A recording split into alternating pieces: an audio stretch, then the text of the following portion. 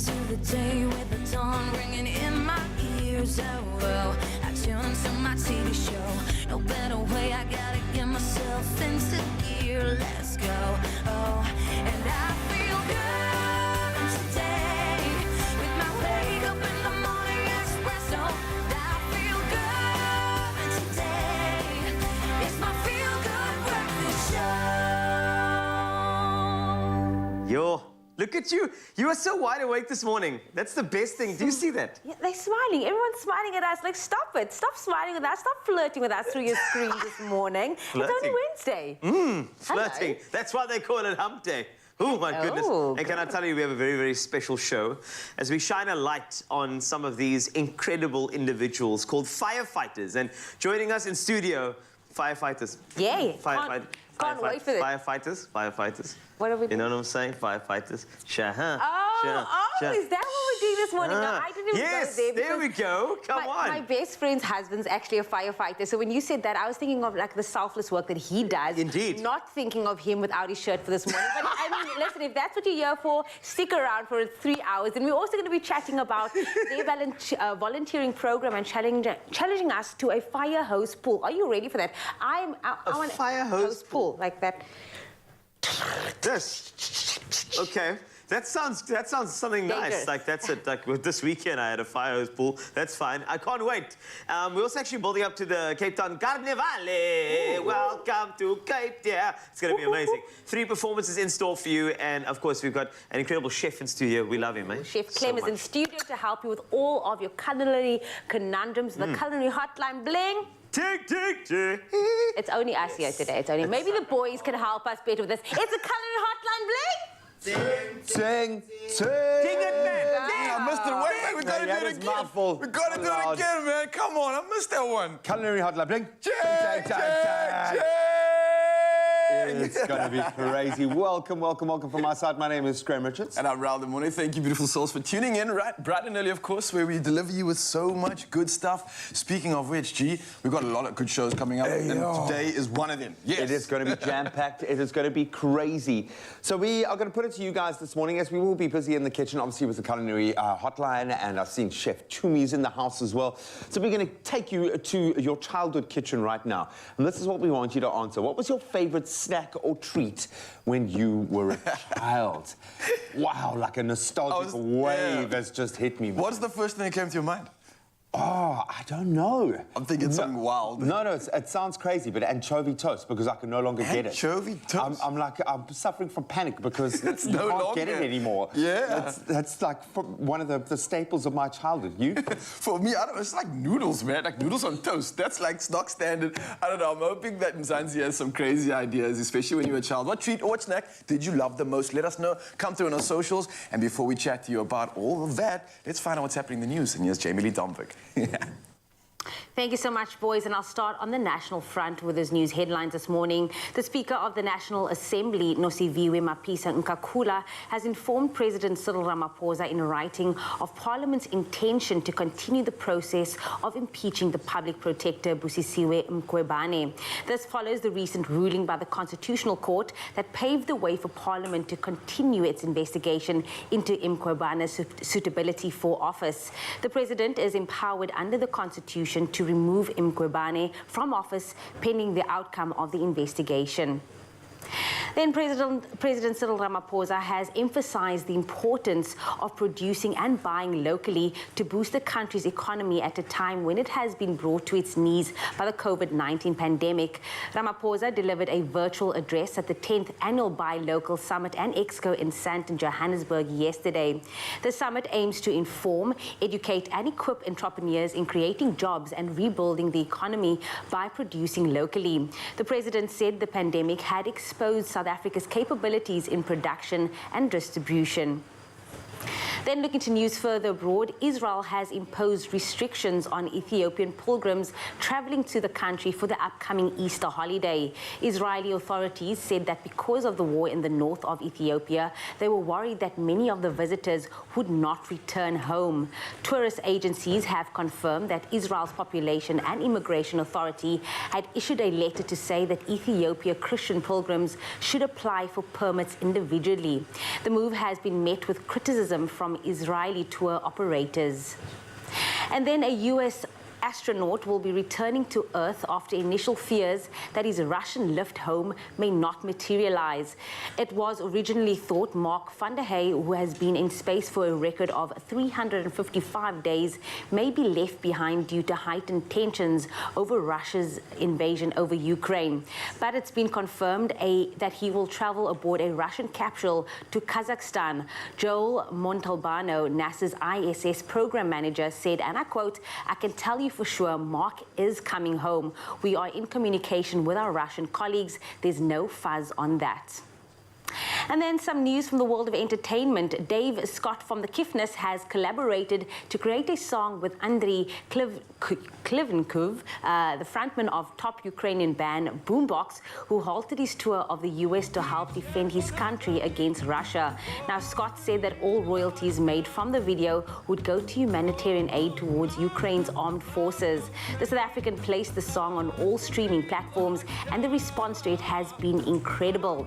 In just one single day, it accrued over $7,000 in royalties from Facebook, Bandcamp, and YouTube. As a result, Scott has already made the first payment of 10,000 euros. That's more than 169,000 rand. Now, the song has had millions of downloads, and Scott has pledged that all royalties will continue to go to Ukraine's armed forces. Now, during the pandemic, Scott made a global name for himself using sound samples from cats to goats to create songs that went absolutely viral, and they're all really good songs. I remember this, but I'm not going to sing it for you right now, but that's where we leave your news headlines. We will be back on the top of the hour, but right now, here to have a first look at the sports is G-Man.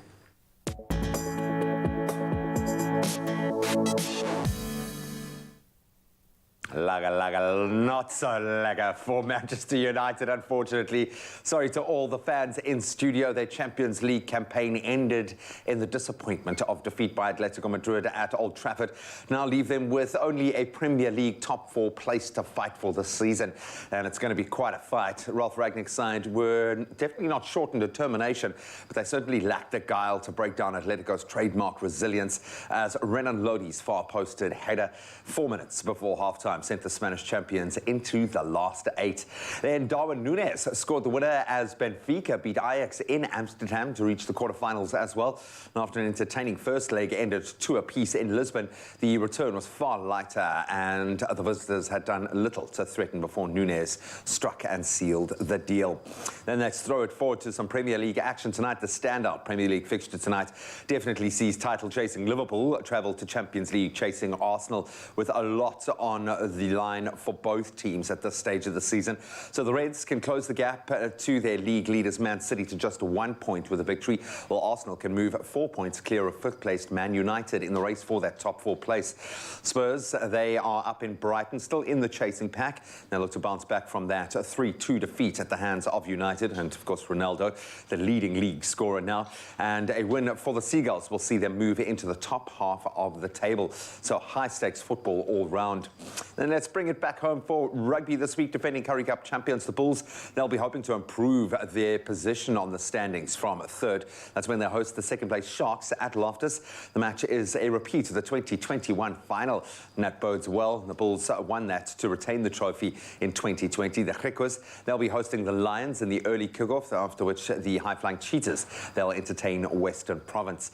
Only 3 points separating the top 3 sides on the league table at the moment. The Cheetahs and the Sharks both have 18 points from their 4 wins, while the team from Pretoria has 15 points. So again, a lot riding on tonight's fixtures.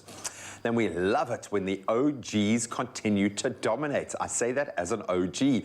We turn now to the NFL once again. Veteran quarterback Aaron Rodgers has now signed a contract extension with the Green Bay Packers. So last week, Rodgers confirmed that he would remain with the franchise for an 18th season, but denied signing a new deal. Well, ESPN and NFL.com have reported that the 3-year contract is worth $150 million, with a further 2 voidable years up until 2026. So the deal makes the 38-year-old the highest paid quarterback in the NFL. And understandably so, because Rodgers was named the most valuable player for the 2nd time in as many seasons in February this year, becoming the first player since the legend that is Peyton Manning in 2008 and 2009 to win the award in back-to-back seasons. I love it. Well, that's where we leave our inspirational sporting lineup this morning. We'll get back into it again at 7 o'clock. Let's see what the weather has in store.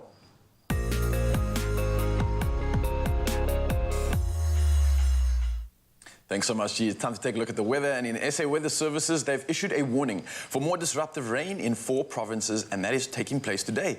Now, a yellow level 4 warning for disruptive rain leading to localized flooding susceptible to formal and informal settlements or roads, low-lying areas, as well as difficult driving conditions on dirt roads has been issued over Gauteng, the eastern parts of Northwest, the western and central parts of Limpopo, and the Highveld of Mpumalanga.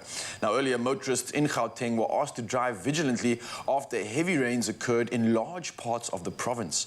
Now, the Johannesburg Emergency Services are on high alert to respond to any eventuality. And motorists are requested to avoid flooded bridges and low-lying areas. Now, a spokesperson, Robert Mulaudzi, said people who are living in low-lying areas and informal settlements should monitor water levels and move to higher areas if they do feel unsafe. And now, moving from weather news to our incredible sunrise views. And we take a look at the photos shared by you, our beautiful viewers, via the Expresso Facebook page. And starting us off this morning, we have an incredible shot. Hannes Bosman from Gordons Bay kicking us off this morning with a shot showing off contrasting hues of blue and yellow as the sun illuminates the clouds over the area. Beautiful, beautiful stuff indeed. Next up, JP Malhaba from Robertson, who captured this lovely silhouetted photo of his area just as the sun comes up from behind the trees. That's enough to inspire me to get the day kicking off. Thank you once again, Mzansi, for sending in these incredible pictures. We absolutely love seeing how you start your day, wherever you are in the country. For now, though, let's take a look at the temperatures. Starting off in Polokwane, the day starting at 16, moving up to a high of 19, with thunder showers coming through. Umbombela sees the day starting at 19, moving up to 22 with some rain. Pretoria, thunder showers continue, 16 moving up to 21. And Johannesburg, thunder showers continue, 14 moving up to 19 degrees. Over in Mahikeng, the thunder showers carry on, 15 moving to a high of 26. Klerksdorp, very similar conditions with thunder showers, 15 moving up to 28. And then over in Kimberley, the sunny skies are continuing on your side, no rain, 13 moving up to a high of 26 degrees. And Bloemfontein moving up from a low of 12 to a high of 23 with no rain in your side of the world. Over in Richards Bay, however, the rain does continue, 19 moving up to 25. Pietermaritzburg sees the day starting at 15, moving up to 22 with rain. Durban, 19 moving up to a high of 25. The rain does continue in your part of town, and much the same from Mthatha, with a low of 12 and a high of 21 degrees. Over in East London, the rain continues, 15 moving up to 21, but in Craddock, the sunny skies are pulling out to play. 10 is your low, moving up to a high of 24 degrees. Mabeja sees similar conditions with sunny skies, 15 moving up to 23. And then George sees a low of 13 and a high of 22, with the rain continuing in your part of town. Over in the mother city, however, there is sunny skies all the way around, 15 moving up to a high of 23. And then in Worcester, sunny skies continue, 13 moving up to a high of 28. Sutherland sees very similar conditions, but a low 8, but moving all the way up to a nice warm 23 degrees. And last but not least, Uppington, starting the day at 16, moving up to a high of 30 degrees Celsius, with sunny skies all the way around. Well, that's the first look at the weather this morning. We'll see you in another hour to touch base with what's happening in the world of weather. For now, though, let's catch up with the team and see what else we can expect from the show. Thank you so much, Mr. Demone, for that weather update. But I have a serious question for you, Mzansi. Do you struggle with dark spots, maybe dark circles or shadows underneath your eyes? Well, W Beauty offers a range of products designed to target problematic areas that need some extra TLC. And beauty editor Ms. Knox Mafu is here to give us expert advice on these problem areas. Girl, I feel like you were God sent. Babe. Because sometimes these bags under my eyes, I'm like, it's Gucci, everybody. It's Gucci. It's expensive. Don't look. It really is something that we all go through, depending on which part of our lives we're in. Maybe it's a stressful period. You've got dark circles. Sometimes it's genetics. There are solutions, but it is a real thing that we all go through, so don't feel so bad. And whenever you come, I know that you're coming here with some expert advice when it comes to this, because I've been following this TikTok trend. Yes. And I've been seeing people use Vaseline as eye cream, and I'm sure like you doing that. But luckily you are here. Look, I know that many people have lots of solutions, and I'm not going to break that down, but I'm a fan of active ingredients, and W Beauty has the most incredible products that have those focused ingredients that can really help you target and hydrate those dark circles. Okay. First question. Yes. When do we start using an eye cream? Yes. And what is the best way to apply it onto our eyes? Our eyes. Okay, so I think the best thing is to start. I'm always like a prevention is better than cure type person. So I found in my 20s, like mid-20s, that's where things started to, you know, shake. Life was getting more stressful. So I was like, okay. So that's what I'd suggest you start using it. I think the earlier the better. If it's a part of your routine, it's always such a good thing. But I think in your teens, there's really no need to start doing that. But Woolworths has an amazing range, right? So there's two products here that I love. This is the Ultra Rich Eye Cream, which is very great for hydrating, giving it that instant lift. And it's really easy to apply. So after some cleansing, then you've toned, you put this on your ring finger because the skin is so delicate here and obviously quite easily exposed to UV rays and also all the other pollution. This is what you apply on your ring finger in a circular motion under the eye, between the eye and the cheekbone, right? And so you do that in a circular motion, which is really, really great. So this is great for hydrating. And then there's also a non-oily gel version, which is the multi-active eye gel, which also has lingostem, which is great for UV protection. And what I love about this is that it gives you that instant lift and helps with puffiness, which is a problem we can all have sometimes. But also, these in combination with good sleep patterns and drinking water is super important. So you can't actually leave that out when you talk about these products. God, when is it best to apply it? In the morning or in the afternoon after your long day? Or can you actually wear that under your makeup as well? So you could wear it under your makeup, but I find that as someone who washes my face in the morning and the night, I love to double up on it, and I don't see any harm in that. Obviously, depending on the scale of your issues, you might want to do it twice a day or once a day. But of course, you know, with dark circles also comes wanting to deal with that hyperpigmentation. So things like the brightening dark spot corrector is really great for that. And why I love this is because it's got products or vitamins like the vitamin complex, the polyshield, which is great for pollution. That's great at the end of the day because your face has been exposed.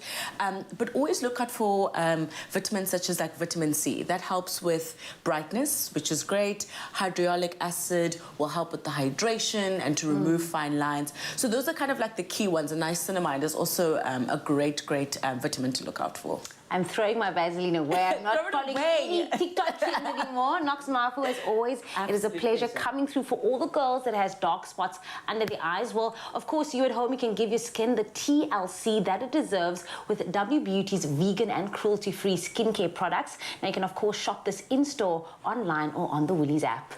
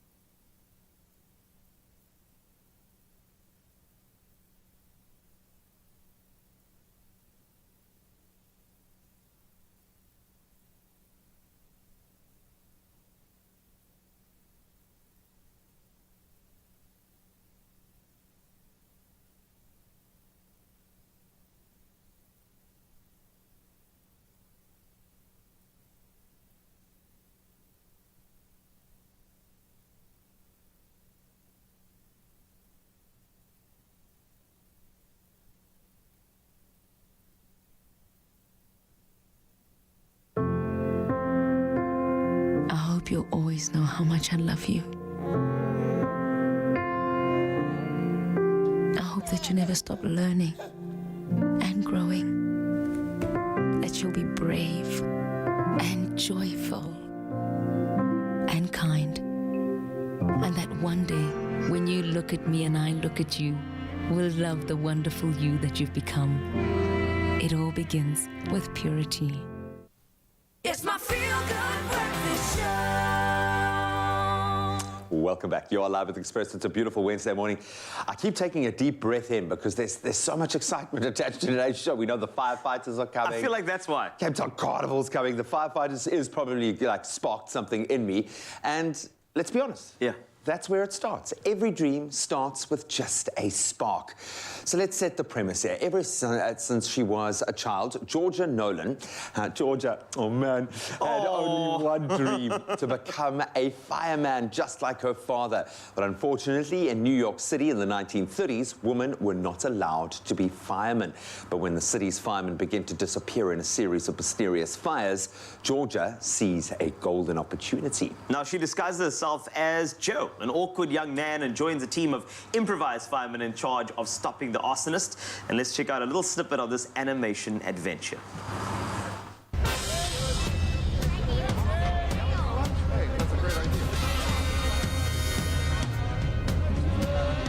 Clear the way!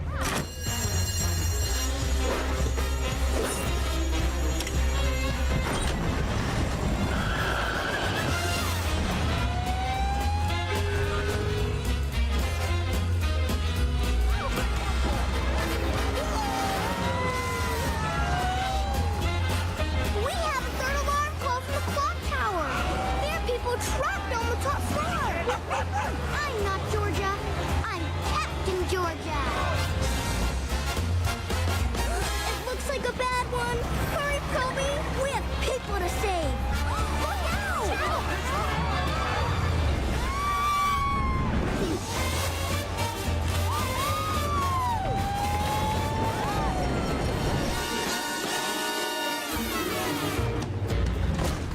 Ember, stretch a line, hook up to the hydrant, and extend the ladder. I've got to get to the top floor.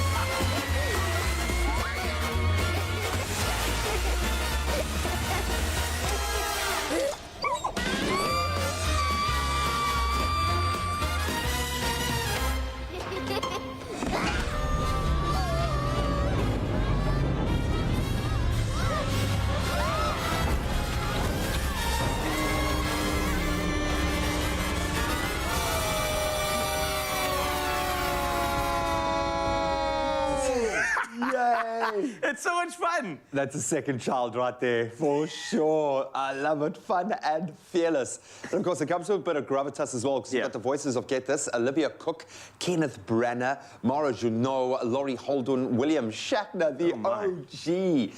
I love it. Fireheart is described as a heartfelt comedy about teamwork, family, and having the courage to pursue your dreams no matter what. So grab the kiddos and check out Fireheart, releasing in cinemas nationwide this Friday. And trust me, we are inspired on your Feel Good Breakfast show this morning, because we may show our Firehearts to you a little bit later.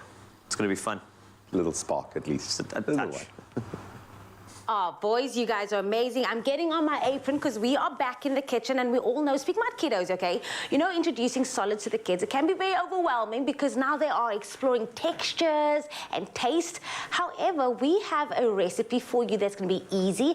It is all about the banana mini flapjacks, and our super mom, Chef Tumi, is here to tell us all about it.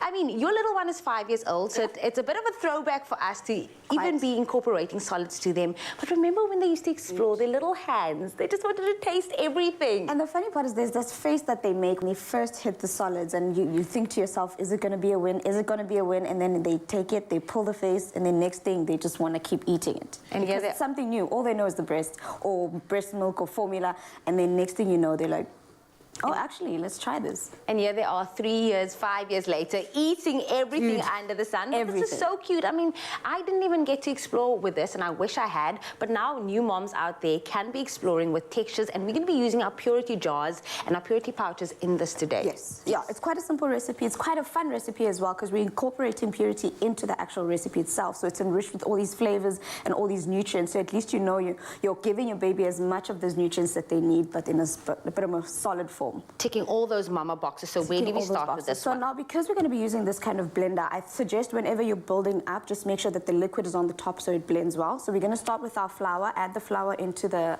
mixture there. So it's basically like mini pancakes for the little ones, you know. So those are nice and cute and tiny. If you want to, you could add some berries in there just to make little cute faces. So flour, we've got some... And you're definitely going to get some brownie points from them. I mean, can you imagine? You're going to be the cool mom when you whip out their lunchbox. You show this little mini flapjacks in their lunchbox. They'll be like, yeah. I mean, my mom's the arts G. and My crafts. mom's the G. Okay, so we have the flour going in. Awesome, some baking powder. Baking powder, that's also going in. I say go in with the yogurt and then our eggs, and then let's end with the purity so that it basically, we make sure that that's the last thing to go in, and then the flavors go in there. So right now we're using the banana flavor, but the one thing I love is that the range is so great that you can literally use whatever flavor of your choice, whatever flavors your kid leans more to. But also the great thing is you're introducing flavors to them, so you can literally try any of the different flavors there. And for sure, we know that the pouches are very perfect for every age and stage of your little one's feeding journey from 6 months. Now, purity pouches are available, like Chef Timmy said, it's in a variety of flavors for every single occasion. Now, from 6 months, you can start journeying with simple fruit like veggie flavors, and then from 7 months, you can be ready to discover more flavor combinations. So you can try out the mixed fruit and oats, that was always a winner. And then from 8 months, you can also start with the yogi pouches for even more variety. It's the perfect little pouch for convenient snacks any times, anywhere, and they're great for lunch boxes and can be frozen, so no preservatives, colorants, nor artificial flavors, which again ticks off all the mommy boxes because you want to make sure that your little one gets all that good nutrients in. So the eggs are going in. Ooh. Eggs going in, our purity is going in. When did you start, Luca, on solids? I think about 4 months is when we slowly started, because he was just getting more hungry. I unfortunately couldn't breastfeed, so he was already on formula. Like 4 months, very slow, and then about 6 months he was full on weaned into everything. I think we started off with banana, and obviously I wanted to do the lemon test, like the lime test. Yeah, he wasn't happy with that one. Tell me one parent that didn't try that. That was so cute. I was like, yeah, I want to see what my child says. And she's like, you did that first. There we go. So the eggs are going in, and then now we are going to go in with our purity jars, and we are trying the banana flavor. Yum, yum. And it always is a scary thing to try them off, especially if they come from milk and it's something that's liquid the entire time, and trying them in formula, because there's so much that goes into, especially as a parent. You're told, is your child going to be able to take this? Is their stomach is so sensitive? There's this and that. So even as you're trying them on solids, you're also a bit worried about whether it'll take, you know, whether their stomachs will be able to carry that. So it's good to know that a brand like Purity makes it easier for you. You don't have to stress about stuff like that. You know it's a tried and trusted product that's been around for years. I mean, I even used to steal some of it when I wanted to snack on something and I didn't feel like eating. I was like, get myself some Purity with yogurt. Honestly, is this a confession session? It's a confession session. This used to happen to me as well. I used to literally sit with it and I would eat it and then I would put it in the fridge and make sure it's cold. It was like a snack. I'm like, one for you, one for mommy. So you know you do that aeroplane like exactly. And like you. So he knows obviously if you're enjoying it, then he's definitely going to enjoy it. For sure. So are we doing both? We'll do both, and then let's split it up,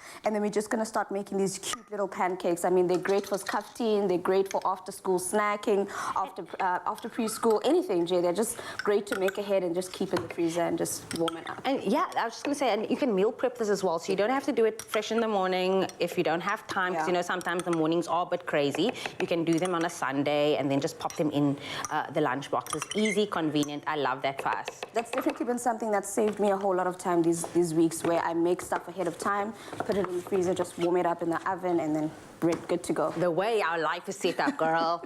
There we go. So just give it a shake, and then we are going to put it all together. Yummy. That looks like flavor.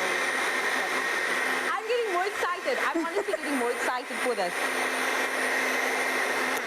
Okay. Perfect. I'm going to start making them. Our batter is done, and then you can do all the magic on your side. Awesome stuff. Let me start cooking.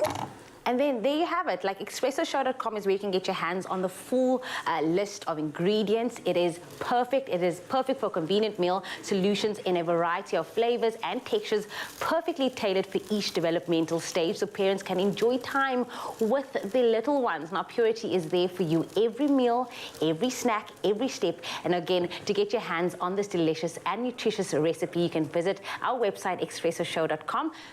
Is that it? You just pop it into the pan, you're going to turn it, and it is served. And they bubble up, flip it over. Do you know what I will do? Is I'll even use some of the leftovers and put it on top of the flapjacks. I thought I was the chef here, but okay. I hope you'll always know how much I love you. I hope that you never stop learning and growing. It all begins with purity. Fatties and Monies was Pasta Wednesdays. Bravo to you. Stand a chance to win 2,000 Rand every day, plus 10,000 Rand every Pasta Wednesday. See in store for details. T's and C's apply.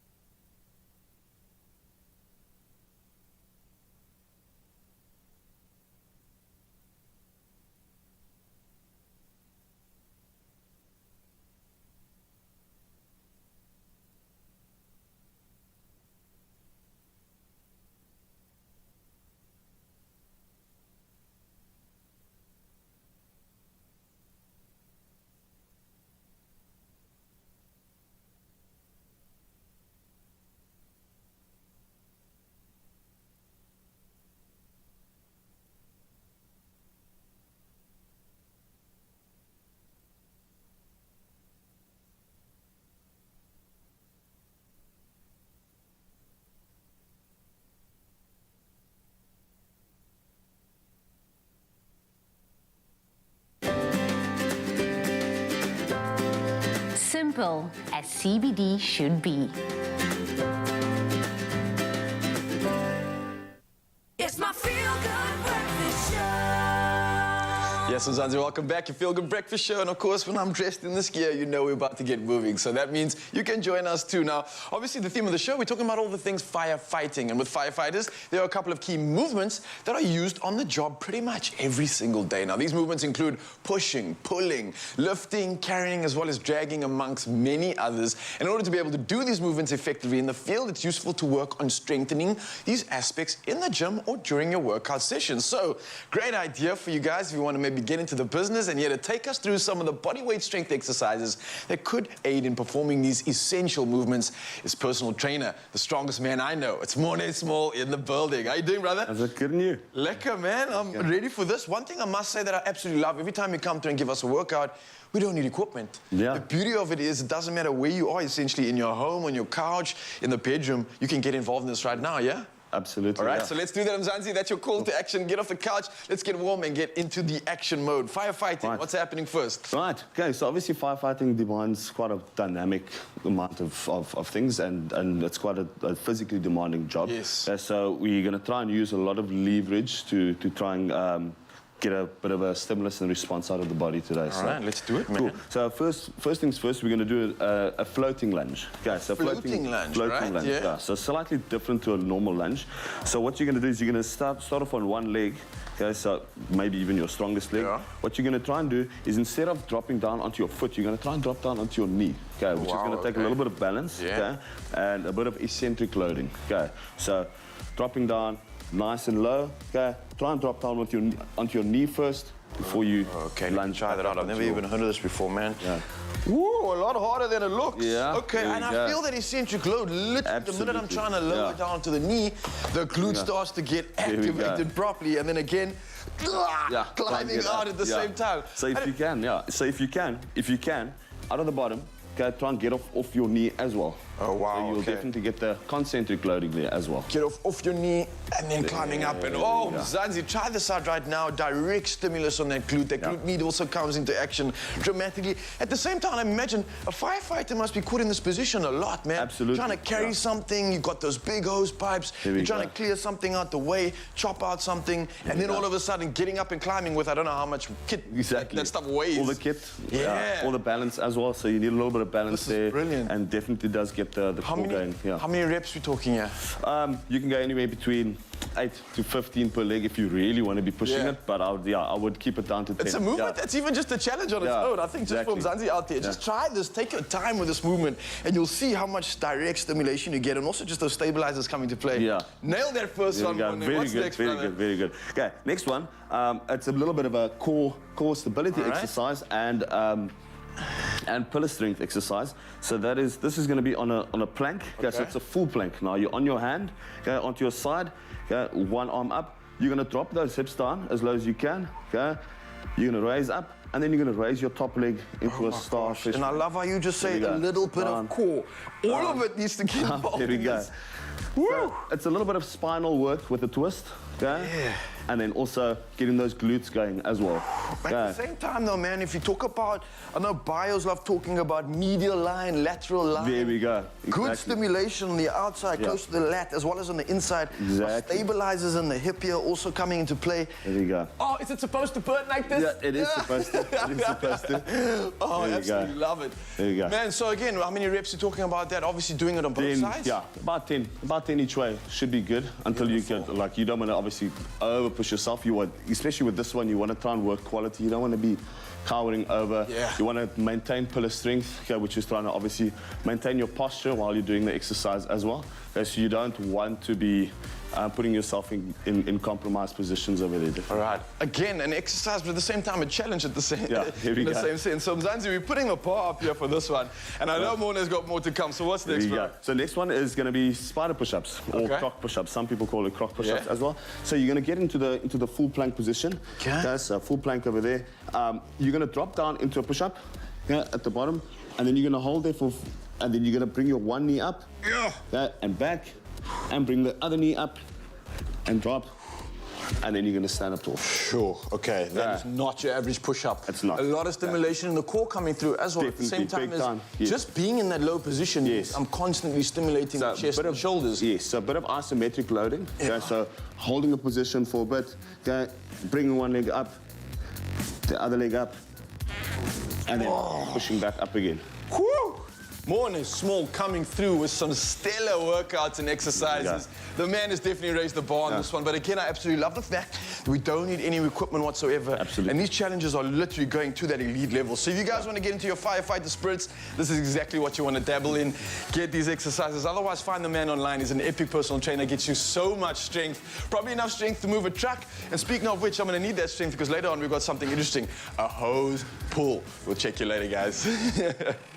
I love that. Incidentally, a firefighter can carry up to 30 kilograms of equipment on them at any particular time. Crazy. Well, now that we've got the fitness sorted, let's see how we can improve our fitness game with some equipment.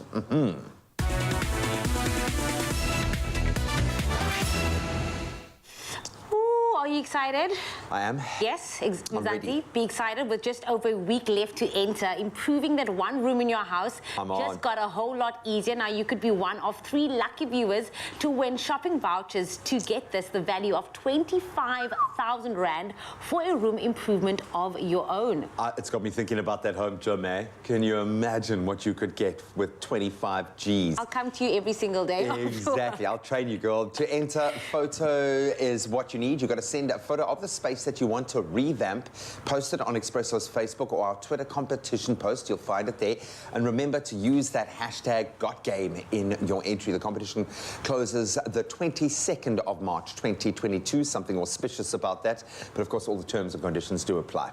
Now, here for some entry inspiration, we're focusing on improving your wellness this week by creating a home gym setup that will encourage you to stay active. So exercising on a stationary bike is not only perfect for toning your legs, but it's also a perfectly sized and compact piece of gym equipment for your home gym area. So that's something you definitely want to start with. Yeah, absolutely. Love that. Get your cardio in at home. Then a combo set of portable gym equipment, also ideal for strengthening and then toning the entire body. And they've got literally every muscle covered. Perfect for that at-home fitness. Easy to pack away and store when you need to and when you're not using it. And I think another huge space saver as well. So when are we starting this gym? What we're going to call our gym? gym, the G-Man gym. The G-Man. The G-Man gym, because you got game. Now, there's always room for wellness. Remember, with store opening hours, Monday to Friday from 9 to 6, Saturday from 9 to 5, as well as Sunday and public holidays from 9 to 4. You can also shop these items in-store and online. What are you waiting for? Get active, get your wellness journey started, and you can do this with game.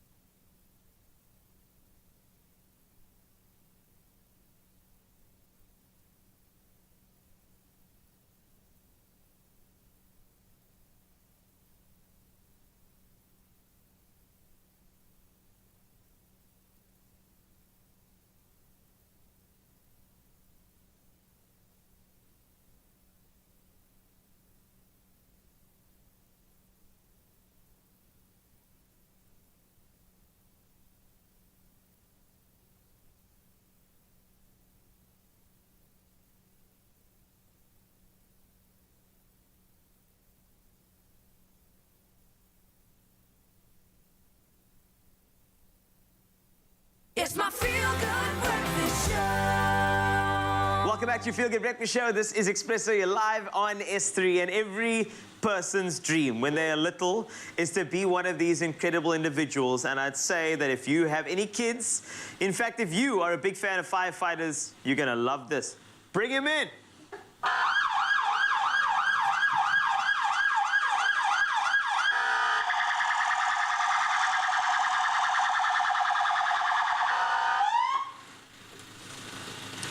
Behold, Firefighters. We promised you action, and here they are. Lovely stuff. Oh, my. Welcome to Danny Denobberger and Peter Wynn. Oh, my word, it's so good to see you, gentlemen. Thank you so much for being here. Thanks for the dramatic entrance. We like that. I think a lot of people just went giddy now and saying, "Whoo, Firefighter." I know, it's fine. Look here, this is not for any sort of show. This is only for a very, very important cause, which is the volunteer for wildfire services, as well as just kind of focusing on this non-profit organization.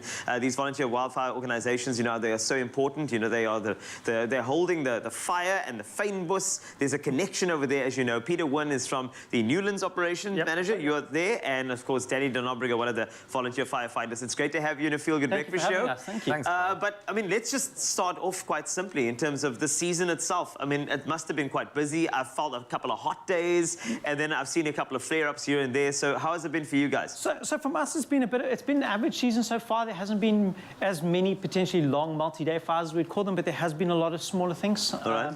Particularly in Cape Town, on Table Mountain, there's been a lot of smaller things, but very quick, rapid response. Yes, yes. From ourselves, from Table Mountain National Parks Fire Services as well. So, very quickly. And then on the other side, in the Boland areas, there have been some bigger fires so far. Nothing like the past couple of seasons as yet. Yes. Fire season's young. But there's still another 2 months left to go, month and a half left to go. And as you mentioned, there's been a lot of hot days so far this season. Some days feeling hotter than it has in the past. So we could still get interesting. Yeah. Well, interesting, as you say.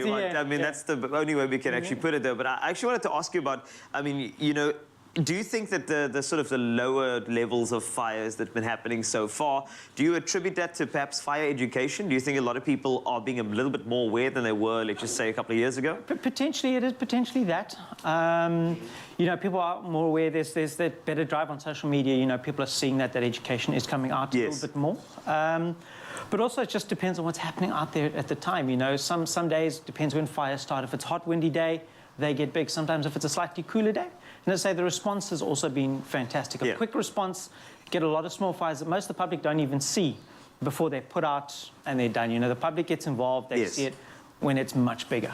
And if it's dealt with really small, then it's a non-story, which is what we want. Indeed. In fact, I actually hold that thought because I actually want to ask you about, what we do if we see some fire later. But, Danny, I actually want to go to you on this because, I mean, you are a non-profit organization, so naturally fundraising is valuable to you, and you have all sorts of innovations that you have. One of them is a trail challenge. It's been 2 long years of COVID. You haven't been able to do it. Tell me about how you are resurrecting this trail challenge once again and how we can get involved. Thanks. So, yeah, we're excited about the Trail Challenge. It's now the 16th year that we're doing it. Awesome. Been 2 years in the waiting, so keen to get out on the mountain.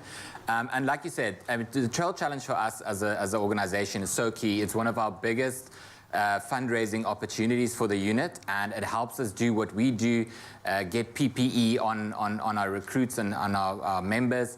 And we want to thank the public for all of their support so far. It's been great. But the Trail Challenge is something that's just really great. It's happening on the 15th of May. Tickets are open. They opened last week. We've had a great response so far. And this year we want to make it a bit different in a sense. We're still running on the mountain, which is great. The views are spectacular. It's just one of those must-do races. But what we are going to be at Gardens Rugby Football Club. The start and finish. Awesome. So we want to have a bit of a vibe afterwards. So keep an eye on the socials. Some cool stuff happening there. Bring the family, bring friends, stay on. It's gonna be lekker. Yeah, I can tell you're a very passionate volunteer firefighter. You can just hear that, Peter. I'm sure you can hear this. Not only for the party after the Trail Challenge, but also for being a firefighter, which is beautiful. But I actually just wanted to know what made you become a volunteer firefighter. I mean, what was it? Because I know that many of you have other jobs. And now you do this as well because you're passionate about it. So what was it that pulled you in? And how do we get that passion in many others who could actually assist you guys in what you do? Yeah, we call it extreme gardening. Just in the unit, just to let you know. And so I guess for me, like, there's so many different stories, and it's always so nice when you kind of start out as a recruit and you're hiking with everybody, you kind of get everybody's stories. For me, it's probably a case of playing with too much like fireman Lego as a kid. And, makes sense. But I grew up on the mountain. Always been passionate about the mountain. It's like as a lightie running around the mountain and just being able to give back. And, help protect one of Cape Town's natural resources that is, stunning and amazing. And it's such a fulfilling thing. And to be honest, like, we give a lot of our time, but I feel like I've gotten so much back from the unit and its people. It's really an amazing bunch of people that we've got. It's a family. I can tell that. Whenever I chat to any one of you guys, it's always about the family. I think that's the most beautiful thing. If you are looking for that membership, perhaps a club to be part of, but has a very, very serious and amazing cause, I think the Volunteer Wildfire Services, that's actually a great place to start. But Peter, here's the big question. If we see a small fire, you said it's good when you stop it small. Any quick tips you can give me just so that we know exactly what the process is? First of all, call it in. All too often we see on our socials that half an hour later someone's posted about a fire and put the @ sign. You're like, we're not following this on a daily, hourly basis. So if you do see a fire, call it in. For Cape Town, it's the number's 107. Or nationally, it's 112. Phone, and rather have 100 people call in the little fire then no one call it in and everyone think someone else is going to call that in, And don't go post on socials afterwards. Call it in first, don't post there first, which is what happens, unfortunately. That's the greatest advice you could have given. There is that knee-jerk reaction with regard to social media, just like posting first and then call in, but 107 or 112, as you said. There we go. Can I just say thank you so much on behalf of every single individual who has benefited from you guys, really risking your lives for us. I just want to say thank you. So, Danny Denalberger and Peter Wynn, thank you very much for joining us here today. We appreciate that. Apparently, they'll be challenging us to a fire hose pool. We don't know what that is just yet, but it's guaranteed to be hot. Stick with us, your Feel Good Breakfast Show. A little bit nervous now, but very excited. Thank you so much to the team for bringing the noise, the sirens, and all the excitement this morning. But now, of course, to be big and strong, like our firefighters, you do need a good breakfast. And we've been going nuts about the new Clover Go Nuts peanut butter. You can use it in so many ways. But simple things sometimes, like a peanut butter sandwich, bring back all the good childhood memories. And if you're looking to create the same memories with your little ones, they will also go nuts for these animal-faced toast toasties. Very cute. Chums, you look quite serious about doing something really fun. It's because you've asked the viewers on social media what's that one childhood dish. Yeah. And for me, it has to be this. Really? Just some peanut butter on a sandwich, on some toast, man. Add a bit of jam, add a bit of flavor. This for me is it. I've been thinking about it throughout the whole show, and I'm like, it really is as simple as a simple peanut butter sandwich. PB&J for some. Yeah. I love it. So now we're giving it a bit of an update. Yeah, boy. We're spicing it up a little bit to make it exciting for the kids, because it is difficult to get the kids to eat a well-balanced kind of snack or meal. And I suppose you could beef this up and make it a full-on meal. You could keep it as a mid-morning snack. But the most important thing is it's fun, so involve them in the process, I think. Let them create the animals themselves, because I've found that if my kids, especially with Jack, if he's invested in the meal himself, then he'll eat it. But if it's something I just present, doesn't matter how nice it is. You'll be like, I don't like it anymore. I agree with you. And that's why you're right, because we always talk about adults, you eat with the eyes first. Same with those little ones. So they also want to make sure that whatever that's on their plate is just as inviting. So what do you think Jack's favorite animal is? Sure, it's a difficult one. He's kind of into his big cats at the moment. Perfect. I was hoping you'd say something along those lines. I would say like a lion or a tiger. So, and Georgia as well. Lion, her favorite thing to say is lion up a tree. Oh, wow. Lion up a tree. I go. Okay. So yeah, let's go with the big cat. I like that. That's very cute. So I'm going to task you with the responsibility of making our big cats for us. I'm just going to make the whiskers and perhaps the ears here and there. We've got a couple of different things. I've got apples, bananas, berries. We've got strawberries and blueberries. You could even use any other fruit of your choice. The great thing is I know that peanut butter goes practically well with any fruit. So you could it's a perfect sounding board for those flavors. I love that. Okay, so we start with a layer of peanut butter. A nice slather. How thin do you want your... I don't understand why people want to put peanut butter on a slice of bread and you can't even taste that. Yeah, look, I've always been the person who puts too much on. Always. Is there really ever too much? Because I feel like the peanut butter should be another layer of bread on its own. Like exactly. The bread, a layer of peanut butter. Well, it is fortified, it's healthy, you're getting a great source of protein as well, sustainable energy. I love it.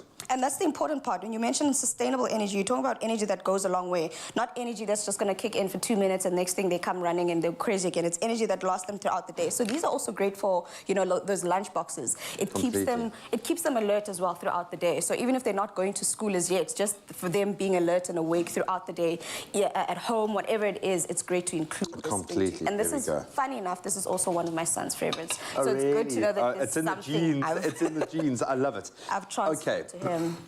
So I don't know how you're going to start doing this, but I'm going to do the bananas for you. We've got whiskers.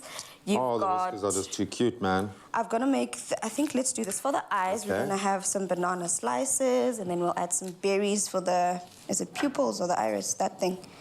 And then, you see, like you were right. If you were wanting to get them involved, you could get them to decide what animal they like and make their own. Exactly. Are you making a cat or are you making a mouse, my guy? Oh, well, cats have whiskers, don't they? Okay. Okay, well, the one is starting to look a bit more like a mouse. Oh, it is looking very cute, though. Oh, yes, I see what you mean. I see it now. I see it. And you can let the creative juices flow. There are so many ways. Okay, that is starting to look quite cattish, hey? Yeah, it is. It's going very much towards the meerkat that we always see on Fridays. Maybe that's just, I've got to accept the fact that the meerkat is my spirit animal, and I've just got to do it. Oh, I love that. And then a little bit of honey to sweeten it up. I mean, why not? Honey, maple syrup, any of that could work. I'll tell you what, because he's a tiger, we'll give him a little honey striped straw. Ah, that's a good idea, because you could also add, like, any other type of darker fruit and just give it those stripes. Stuff like that. I can imagine doing little marks for a giraffe. I just don't know what kind of face a giraffe has. Yeah, we'll give this guy a big smile. I love that. This is a lot of fun. If a big kid like me is enjoying this so much, you can imagine how much your kids are going to love it. And of course, it's all got a healthy core. The Clover Go Nuts Smooth Peanut Butter is made with 90% choice grade peanuts, perfectly grounded to create the smoothest, most spreadable peanut butter that is perfect for lunches. That's great for snacks. Smoothies is generally how I consume my peanut butter. Just about anything, and you can use any of your little one's favorite fruits. Their berries, bananas, I think are probably the most popular because they pack a punch when it comes to nutrients. You're getting so many antioxidants, great vitamins, and of course bananas. I mean, every medical expert that I interview at the moment says bananas are the new it food. So healthy to eat at the moment, and of course they're going to fill your little one up for longer. Okay. I'm going to continue making this. If you want to get this recipe, you can go to expressoshow.com. I'm going to give this guy a nice kooky smile. Oh, it's a smile. Yeah, it's just a little smile. Right, because I was about to go nuts there. You can go nuts. Let's finish off his eyes. So you can take this in any direction you choose and have a little bit of fun. I've got two kooky faces. I've got my cat. What? And my clown. I'm going to call him. It's a clown, just in honor of me. And if you want this recipe, you can go to expressoshow.com. It's where we've got all of our culinary inspiration. Delicious. I'll go. But one of you say, oh, he's back. Oh. Move way. Clover fresh milk. Made with love by Clover. Upstyle your home with Expresso. As 3 lucky viewers like you stand a chance to win game vouchers to the value of 25,000 Rand for a room improvement of your very own. To enter, all you have to do is post a photo of the space you want to revamp on Expresso's Facebook or Twitter competition post, and remember to use the hashtag #GotGame in your entry. The competition is closing on the 22nd of March 2022, and all the terms and conditions apply. Good luck.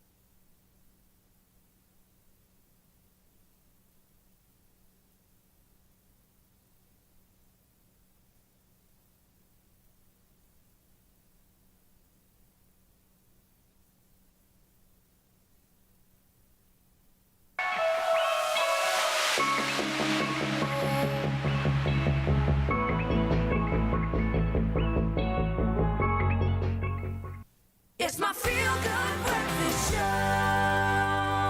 It is your feel-good breakfast show, and we're going to keep the feel-good conversation going. So much nostalgia. Tackling the question that we posed to you today. What was your favorite snack or treat when you were a child? Everyone has had a different answer. I absolutely love it. Let's see what you guys have weighed in with. Nikiwa Mjani saying, good morning, my favorite snack. Original knickknacks from Pink Papers and Yellow. I love them. I dig that. Linda Tolo saying, Provita biscuits, grated cheese. Even now, I still love them. I've gone back to that as well, funnily enough. For me, it's cottage cheese. Love that. Roxy October saying, good morning, Expresso fam. Mine was homemade fudge. Oh, please bake a lot. Send us some. Bonga Nkosi, morning team. I fell in love with peanut butter and jam. PB and J, baby, all the way. Bongo and Tiayi saying, good morning. My favorite snack I like to eat as a child was fish and fried potato chips. Oh, good fish and chips. Slap chips.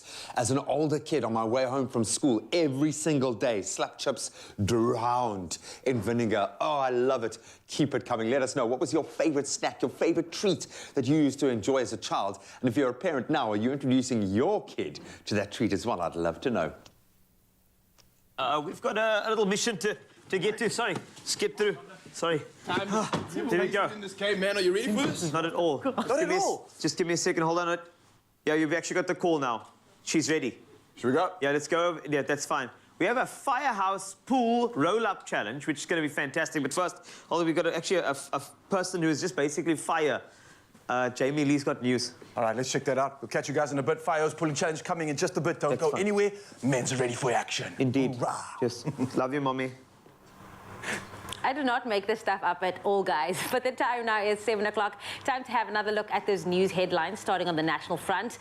The National Prosecuting Authority, the NPA, says it will focus on prosecuting parties in high-profile corruption cases over the next 6 months. The NPA, which has been criticized for the slow pace of prosecution, told Parliament it had received the necessary financial injection from the National Treasury to begin its work. The National Director of Public Prosecutions, Shamila Batowi, says more funding was needed to strengthen the agency's prosecution capacity due to the complex nature of most of the cases. Then the Speaker of the National Assembly, Nosiviwe Mapisa Nkakula, has informed President Cyril Ramaphosa in writing of Parliament's intention to continue the process of impeaching the public protector, Busisiwe Mkhwebane. Now, this follows the recent ruling by the Constitutional Court that paved the way for Parliament to continue its investigation into Mkhwebane's suitability for office. The President is empowered under the Constitution to remove Mkhwebane from office pending the outcome of the investigation. Then looking to news on the international front, Ukraine has praised the courage of 3 European leaders who made a long, hazardous journey by rail to Kyiv in a show of support as the city came under further Russian attack. The prime ministers of Poland, Slovenia and the Czech Republic arrived yesterday evening as the Ukrainian capital went under a 35-hour curfew. Poland's Prime Minister, Mateusz Morawiecki, said it was in Kyiv that history was being made. He added, and I quote, "It's here that freedom fights the world of tyranny. It's here where the future of us all hangs in the balance." And then Israel has imposed restrictions on Ethiopian pilgrims traveling to the country for the upcoming Easter holiday. Israeli authorities said that because of the war in the north of Ethiopia, they were worried that many of the visitors would not return home. Tourist agencies have confirmed that Israel's Population and Immigration Authority had issued a letter to say that Ethiopia Christian pilgrims should apply for permits individually. The move has been met with criticism from Israeli tour operators. Then I have a question for you. What's your favorite comic character? How many do you think you'd be able to name in 1 minute? Well, these are questions almost all kids probably came across during their school days. Well, in Chennai, India, 7-year-old Nadish VB took his passion for comic characters a step further when he broke a Guinness World Record by identifying 60 DC comic characters from pictures in just 1 minute.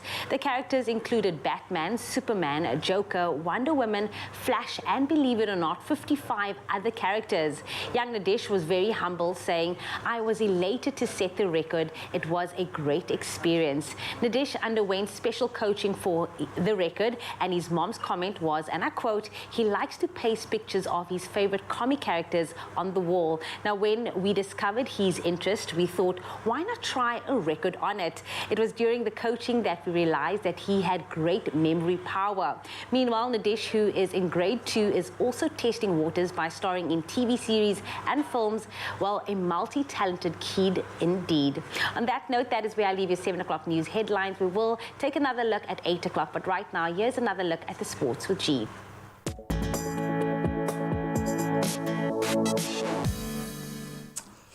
Thank you so much, Jamie. Let's start with last night's footballing action and Manchester United's Champions League campaign ending in the disappointment of defeat by Atletico Madrid at Old Trafford. That leaves them with now only the Premier League top 4 place to fight for this season. Ralph Rangnick's side were definitely not short in determination, but they lacked the guile on the night to break down Atletico's trademark resilience as Renan Lodi's far post header 4 minutes before half-time and ultimately sent the Spanish Giants into the last 8. Now, Darwin Nunes, he scored the winner as Benfica beat Ajax in Amsterdam to reach the quarterfinals as well. And after an entertaining first leg that ended 2 apiece in Lisbon, the return far lighter, I think, and the visitors had done little to threaten before Nunes struck and sealed the deal. Then on to the footballing action coming up tonight. The standout Premier League fixture this evening sees title-chasing Liverpool travel to Champions League chasing Arsenal, with a lot on the line for both teams at this stage of the season. The Reds can close the gap on the league leaders Man City to just 1 point with a victory, while Arsenal can move 4 points clear of fifth-place Man United in the race for that top four. And Spurs also still in the chasing pack. They're up against Brighton as they look to bounce back from their 3-2 defeat at the hands of United. And of course, Ronaldo, now the all-time greatest goal scorer in history.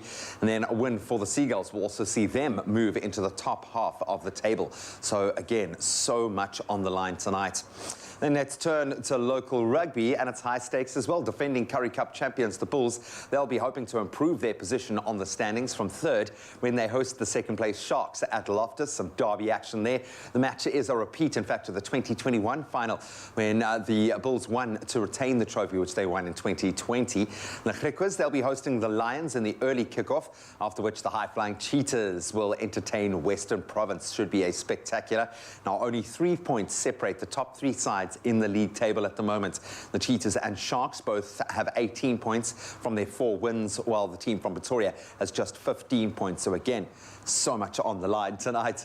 And then finally, another OG not quite ready to hang up his boots, and man, do they want him to stick around. Veteran quarterback Aaron Rodgers has now signed a contract extension with the Green Bay Packers. Now, last week, Rodgers confirmed that he would remain with the franchise for an 18th season, but denied signing a new deal. While ESPN and NFL.com have reported that the 3-year contract is worth $150 million, with a further 2 voidable years up until 2026. That deal makes the 38-year-old the highest-paid quarterback in the NFL. Rodgers was named the most valuable player for the second time in as many seasons in February, underlining why he is worth so much, becoming the first player, in fact, since Peyton Manning back in 2008 and 09 to win the award in back-to-back seasons. We love it that the OGs are sticking around. That's where we leave our sport for now. We'll touch on those headlines at 8 again. Right now, let's get a global weather perspective and take a look at some of your beautiful sunrise pictures.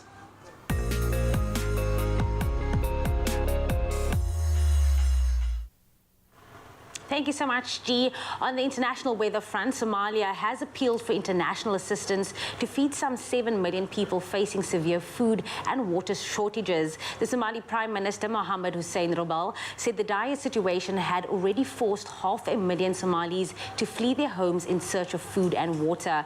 Now, many could die unless they received urgent assistance. He also said the drought situation in Somalia needs a rapid action and urgent humanitarian aid, as the country is experiencing its worst drought since 2011. His appeal came hours after state TV reported that 3 people had died of extreme hunger in southwestern Somalia. Thousands of children have reportedly dropped out of school amid the severe drought, and the UN says an estimated 13 million people in Kenya, Somalia, and Ethiopia are facing food insecurity and water scarcity. Then back on our own shores, we look to the skies as we showcase the stunning sunrise images shared by you, our Expresso viewers. Now, Owen Granger from Lakeside captured this absolutely glorious photo overlooking the area, showing off the moody contrast between the rays of light breaking through the clouds. And then also had Tamlin Lee from Koffiefontein, Free State, who shared this beautiful blue-hued shot of the sky in her area as the day begins on this Wednesday morning. But right now, here's a second look at the temperatures for today. For you, Polokwane, do expect a low of 16 that will peak at 19. If you do find yourself in Umbumbela today, your range is 19 to 22. Pretoria, for you, thunder showers are coming your way with a minimum of 16 and a maximum of 21, as well as Johannesburg can be seen with a low of 14 and a high of 19. Mahikeng, your day starts off with 15 and will peak at 26, as well as Klerksdorp for you, it is 15, 28. Kimberley, partly cloudy conditions are expected on this Wednesday, ranging from 13 to 26, as well as Bloemfontein, your range is 12 to 23.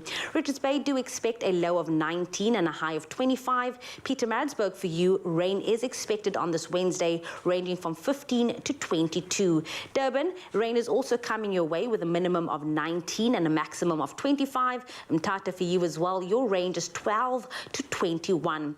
East London, 15, 21. Craddock ranges from 10 to 24 today. Gqeberha, for you, it is 15, 20. 23.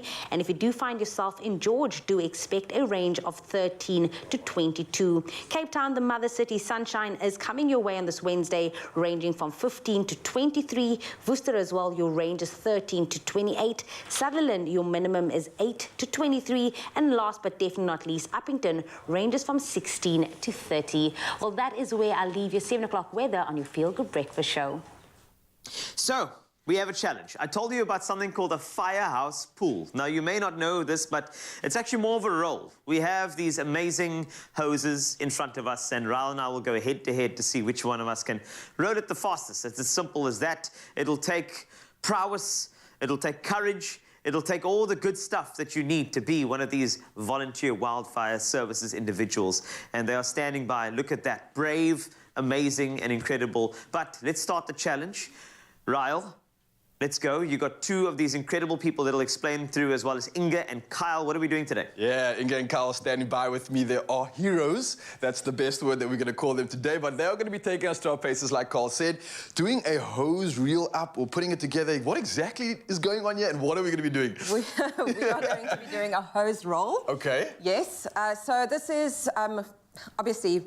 Our hoses are a really important part of firefighting. Yeah. And so one of the fun things that we do as part of our training is learning how to do a roll out, and then we're going to roll it up. I'd imagine, though, that the environment that you're using these in is not as easy as the studio we have. You guys are out in the mountain, there's rocks and boulders you got to traverse. And bushes. Lots and lots of bushes. And I can tell you that when it's the middle of the night and you've been fighting a fire and now you have to fight the hoses and the bushes in order to roll them up, it can be a... Yeah, it's a challenging experience. Let me call Carlitos in here, because him and I have a little bit of firefighter beef. We were talking about, we both had big dreams of being a firefighter when we were young, and now he wants to put it to a challenge, and he says, I'm a better firefighter than you, Raul. And I'm like, I can't have that. So we need to figure out who is actually the best at being a firefighter. Carl, you ready for this? I've got my firefighter face on as well. This is a firefighter face with the smoke's coming into it. Do that. Just like that. Okay, let's go. So, Inga, we've got some hoses rolled out already. We're going to be rolling them back, yes? That's and we're going to be teaming up with you guys, so you can just be our guide. So Carl's going to be teamed up with... We're going to be your cheerleaders. Carl, you want to go? Yes. That's... No, it's fine. You get to Carl, choose. You keen? All good. Team Carl and Raul? All right. All good. Let's get down to those, guys. All right. Let's do this. I'm ready to go. You feeling a bit nervous, Carl? No. No. I'm ready. So you go on over that side. Right. Yes. Over this side over here. Yeah. Okay. And I'll be in the corner here. I've never been this far back. Excuse our little corner, okay? Welcome to the other side of our studio. And the goal is to roll it all the way to the end. All the way to the end. Wow, okay. Yeah, all right. And who's going to be the fastest? So what you need to do first is a double tuck. So you're double just tuck. going to fold it over. So you're folding it over? Yeah, quite a big fold. Big fold. Okay. Flatten that. Yep. And then Flatten you that. Fold it over another time. Let me make sure the cameraman can maybe see this. I hope they can. So I've got a big fold, and then I'm going to do a double fold I'm just saying that's a better fold than... That's a good I've been in the fold for a while now. What do you reckon, Carl? Right. All right, now you want to put it down on the ground? Yes. And I will be over here. You're my guide. I will be your guide. Okay. Now, unfortunately, I have to turn my back. Okay, that's fine. Sorry, excuse Inga's back. We're trying here. Right. All right, so now start rolling, guys. Okay, is the race on? No, Whoa, okay. It's easier to roll it on the floor. Carlitos! Carlitos! Oh, yes. And pull it when the back. fire starts to burn. Okay, too quick. Pull back, pull back. Pull back, pull back. Yes, let's go, let's go. It's not about how you start, it's about how you finish. Exactly. Finish strong. Yes. All right, you can do it. You can go. Come on. Yo, okay, I'm definitely feeling this in the lower back and the glutes, I must say. Come on, I have a lot more respect for you firefighters already. Here we go. All right. Let's not worry about that. The fire starts to burn. Yeah. Starts to shake. Here we go. Put it back a little bit. Pulling it back. Drop a gear now, brother. Are you ready? All right. About to drop a gear, yeah. Okay. There we go. There we go. Let's go. We are almost there. Good to go. Come on, we're there. Come on. All right. Almost there. In zone, baby. Yeah. Okay. We're close back. Let's go. There we go. Just pull it back a little bit. Put it back a little bit. Yeah, there we go. There we go. Let's go. All right. Pull it back a little bit. There we go. Pull it back a little bit, and then the last switch. The last switch. The last switch. Okay, and go. Thank you. And flat, and there we go. Yo, dude, my hands are like numb. How are you feeling? Okay, never mind. He seems to be all good at this. I felt that. I'm just saying. Thank you. Okay, well, look, we left him to do the dirty work. Oh, we're not Wait, should we help you? Sorry. We're the worst firefighters ever. Yeah, it's so typical. Okay, clearly Colin and I just took a shortcut there, but... 3-1. Okay, Inga, you guys were incredible. Carl, thank you so much. Round of applause. Well done. Well done. I'm going to be honest, how you feeling? My glutes are burning, my hands and my forearms. Respect to you guys, Well actually, done. to be honest with you. That wasn't as easy as I thought it's going to be. And imagine that in a mountain, no ways. No, I don't just know. think about that. Now, this is a flat floor, all right? There was aircon here, and imagine what they do after a hard day doing that. That is crazy. That's amazing. Zanzi, listen Wow. up. We are calling you. If you feel like you have that firefighter within you, you feel like you can assist, or put your hand up when it comes to that time of danger, these guys are looking for some assistance. So get onto their website, get online, and try sign up, because, of course, the work that's been done here is honestly, truly heroic, and it's protecting so much of the magic that we have in them, Zanzi, right? Whew, And of course, there's a trail event as well. You can join up. Cricket has got the tickets for you as well. On screen, all the details for you. I feel like just think about these firefighters, what they do, what they go through. Take on the trail event. And you know what? I feel like the best thing that you can do to help out is to actually compete, be a part of it, but more importantly, donate to these great causes. It's a non-profit organization. So thanks a lot to these guys. They're amazing. By the way, do I win anything for... That's hosing down. Okay. Fist bump? Fist bump works? There we go. Thank you so much. Well done to these guys. Well played, brother.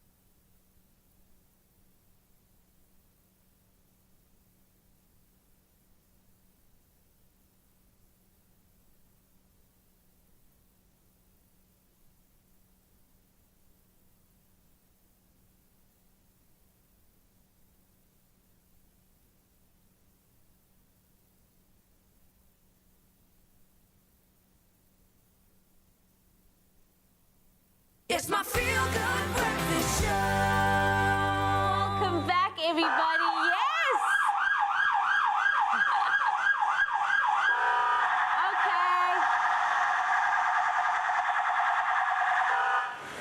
The heroes are leaving the studio. They have to get back to work, but that is all the fun But not all the fun, because we are still continuing all of it here on your Feel Good Breakfast show. Get this, the much anticipated Town Carnival is back this Saturday, the 19th of March, with a brand new carnival experience. Now, having not been held for the last 2 years due to the pandemic, there are now 5 unique carnival hubs, 5 locations, including Green Market Square, Heritage Square, the South African National Museum, Hartfield Street, as well as the National Gallery, all culminating in one unforgettable experience. Now, here to chat about the new look festival is spokesperson Heather Mack. Heather, it's so good to have you. It's exciting. It's really good. Thank you so much for inviting us. Do you know what, Heather? I remember sitting on this exact couch 2 years ago. President Cyril Ramaphosa said it's level 5, and remember just seeing the face of everyone that was, you know, just gearing up for the Cape Town Carnival back then, the excitement that they had for it.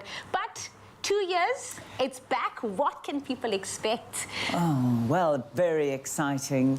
The shows are looking beautiful. This weekend we had our first dry run of every single one of the hubs, and everyone has come together so beautifully. The excitement in those rehearsal rooms was so palpable.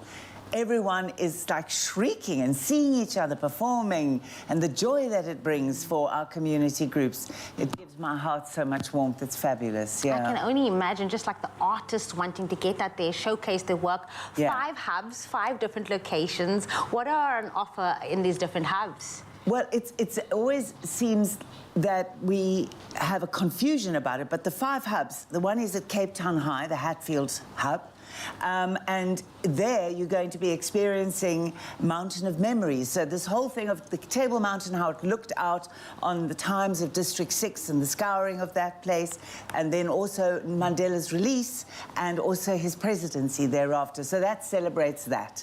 And at exactly the concurrent time, there's a show happening at the National Gallery, Cultural Roots, and there you're going to be exposed to all the different African cultures that live in this country, their designs, their colours, the clothing, and then in front of the museum hub, you're going to be taken way back to the First Peoples, where you will experience the tales of Kamisa, and there's some beautiful stilt walkers. There's a massive giant praying mantis. There's a huge 8-meter eland, magnificent, and then down to Green Market Square where you can really swing your tsaba tsaba for the drum era, and then at Heritage Square you're going to be in current umswenko and have all the beautiful tracks that are happening in the last couple of years while we've been sitting in COVID with beautiful dancers and a rapper. Yeah, so that's the exciting experience. All happening at 3 o'clock, each show happens. Then at 4:30, each show happens.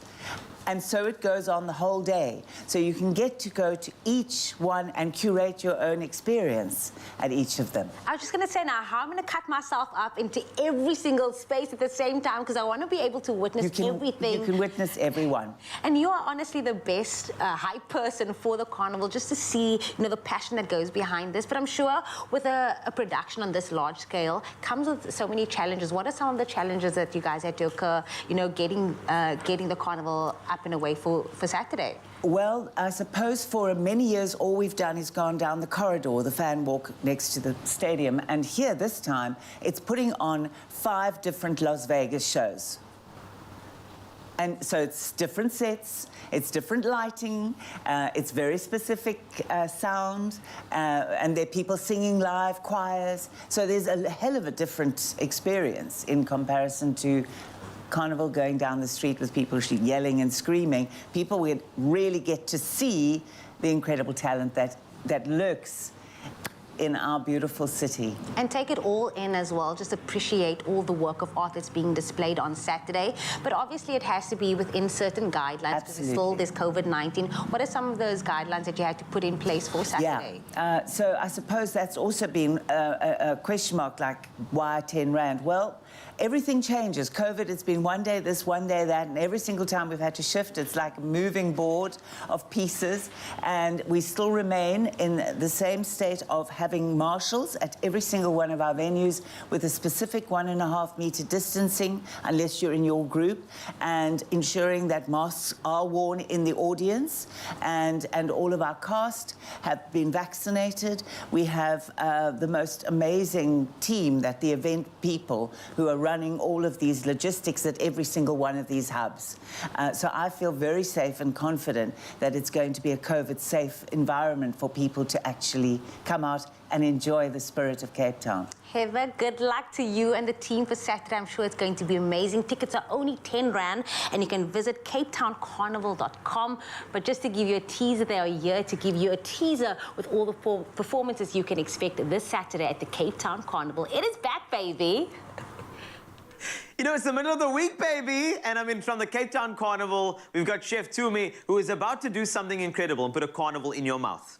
Now, what's more comforting than a freshly baked bread dunked into a creamy bacon, onion, and 3-cheese dip? Nothing. We can't think of anything better. So the Chef Tumi, the one and only. In fact, they say that Chef Tumi is the love interest of the song Sister Bettina. She will be showing you exactly how to do this. The ultimate cheesy recipe, Sister Bettina. In the meantime. Yes, thank you. Hi. Yeah, I don't think I've gotten an intro like that before, and I think there shouldn't be any other intro after that. No, there will not be. This is fine. Let's do this carnival thing. Okay, let's make this bread. Right. Look, I don't even know what to do after that. I'm so I know, you just want to go... Anyway, let's get to the recipe, my guys. All right, let's go. Make the filling for me, because we're talking about 3 cheeses and bacon and onion, all these flavors that just make you... We're speaking about comfort food. It's the 3rd day of the week. It's hump day. You don't want to feel a slump. You want to feel like you can still take over the next 2 days. So how's about some nice, cheesy goodness in your mouth? Okay, that's the whole idea. So I'm assuming I'm going to be chopping those spring onions. Yes. I'm going to be throwing those. It looks like they've already been caramelized, those onions over there that you have there. Then I've got some beautiful crispy bacon that I'm going to throw in there too. I'm probably going to have, this looks like could be cream cheese there, could be sour cream or creme fraiche, could be mozzarella, could be jalapeno there as well. Am I getting anything right here? Dude, if this was an exam, you've got A+. You've passed with flying colors. In the meantime. In the meantime. Okay, cool. So we're going to throw it all together. What do you think is the best thing to go in first? Okay, the first step would be to slice up your spring onion first. Okay, cool, no problem. Get that sliced up. Once that's done, put all the dry in together, which is all these things, not your cream cheese and all of that. Once that's done, add your cheeses in there and then just fold everything together. And then, I'm going to start with the bread roll side, because it's not a bread roll dish without those beautiful round burns, right? We need our burns to be nice and round. And tell me about the proofing of this. How long have you gone for? Have you gone overnight? Normally what you do is, I'm like the kind of person that I'd make my dough, give it about an hour to proof, and then roll them up, put them around the dish, and then give them another 45 minutes just to proof up and be nice and plump, and then we start layering everything together. So imagine that this is the first step. We've done the proofing process. Our bread dough has been proofed, and now I'm just going to make sure my hands are nice and oiled up so I can roll these babies up. And then I'm going to cut it into equal portions, So our dough... Start from the center, work our way out, and then we cut in half, and then we go halfies and halfies. That also helps with making sure we get the same size with each of our balls. Let's put these here, and then we're going to start rolling it up. So what you can do, just put it on your surface.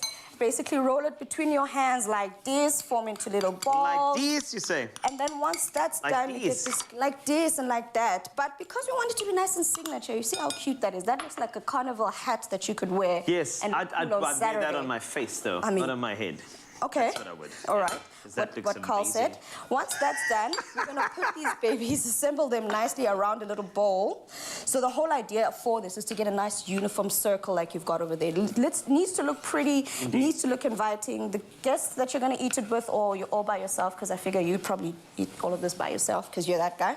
Well, I mean, it depends on how type of stress you've had that particular week. I mean, sometimes you just want to go for it and just... True. You know what I mean? We all have our days. And also, if you have a very, very emotional movie, then you just want to keep on dunking, you know, because I mean, the energy dies, and then you keep on eating. That's how it happens. Just like that. It's so emotional. But anyway, come back to this recipe. Make sure you spray your bowl, because we've sprayed our skillet. We've made sure it's nice and non-stick. Yes. Now spray your bowl as well in the center, because as it bakes up and improves, you don't want the dough sticking to the bowl itself. But also make sure that you space your little babies out right, because the whole idea is... Space the babies. You're going to want to make sure, because they're going to get bigger, so you want to make sure there's space enough for them to get nice and bigger. But I'm going to keep rolling here and make as many as you can fit into your little skillet. You can use any pan that can go into the oven. So don't use a plastic pan, guys. Yeah, please don't do that. I know. Don't use the plastic bowl for this. Funny things. They put a plastic cutting board into the oven. I've seen that. Oh my goodness. Guys? You don't want that. No, we don't want. We don't want disasters. Like we said, it's a carnival situation here. We're trying to celebrate. I'm going to incorporate. Sorry, I'm going to incorporate now. What I've been doing is I've been adding all the elements.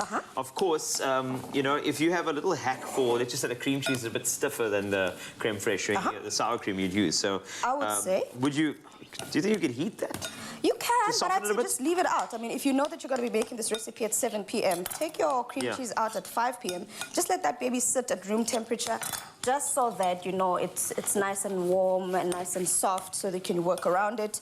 But in essence, we keep rolling these babies here. I'm going to keep it to... Sure, you're on a roll there. 4, 5, I've just noticed that. They see me rolling. They're hating. No, there we go. Plop that centerpiece into the center. So, are you saying that this? That goes into the center. Just like this whole baby. Obviously, these in the get middle. Proved for another 45 minutes. They're nice and big. Goes into the oven, bakes up. Brush this baby up with some herb butter. That's what you get, superstar. Okay, apparently, all right, there's somebody that said I must taste. Yeah, bo. And here we go. This is what I was told to do. So I was told to take one of these beautiful, it's still beautiful, warm, and then I was told to just grab this. So apologies, okay, this is how it goes. This is how it's meant to look. Here we go, are you ready? Ooh, cheesy good, I mean. That is what we are talking about. This is what we are looking for. In life, if life gives you hump day, plump it up with this beautiful recipe. Expressoshow.com. Grab it right now. In the meantime. In the meantime. You ready?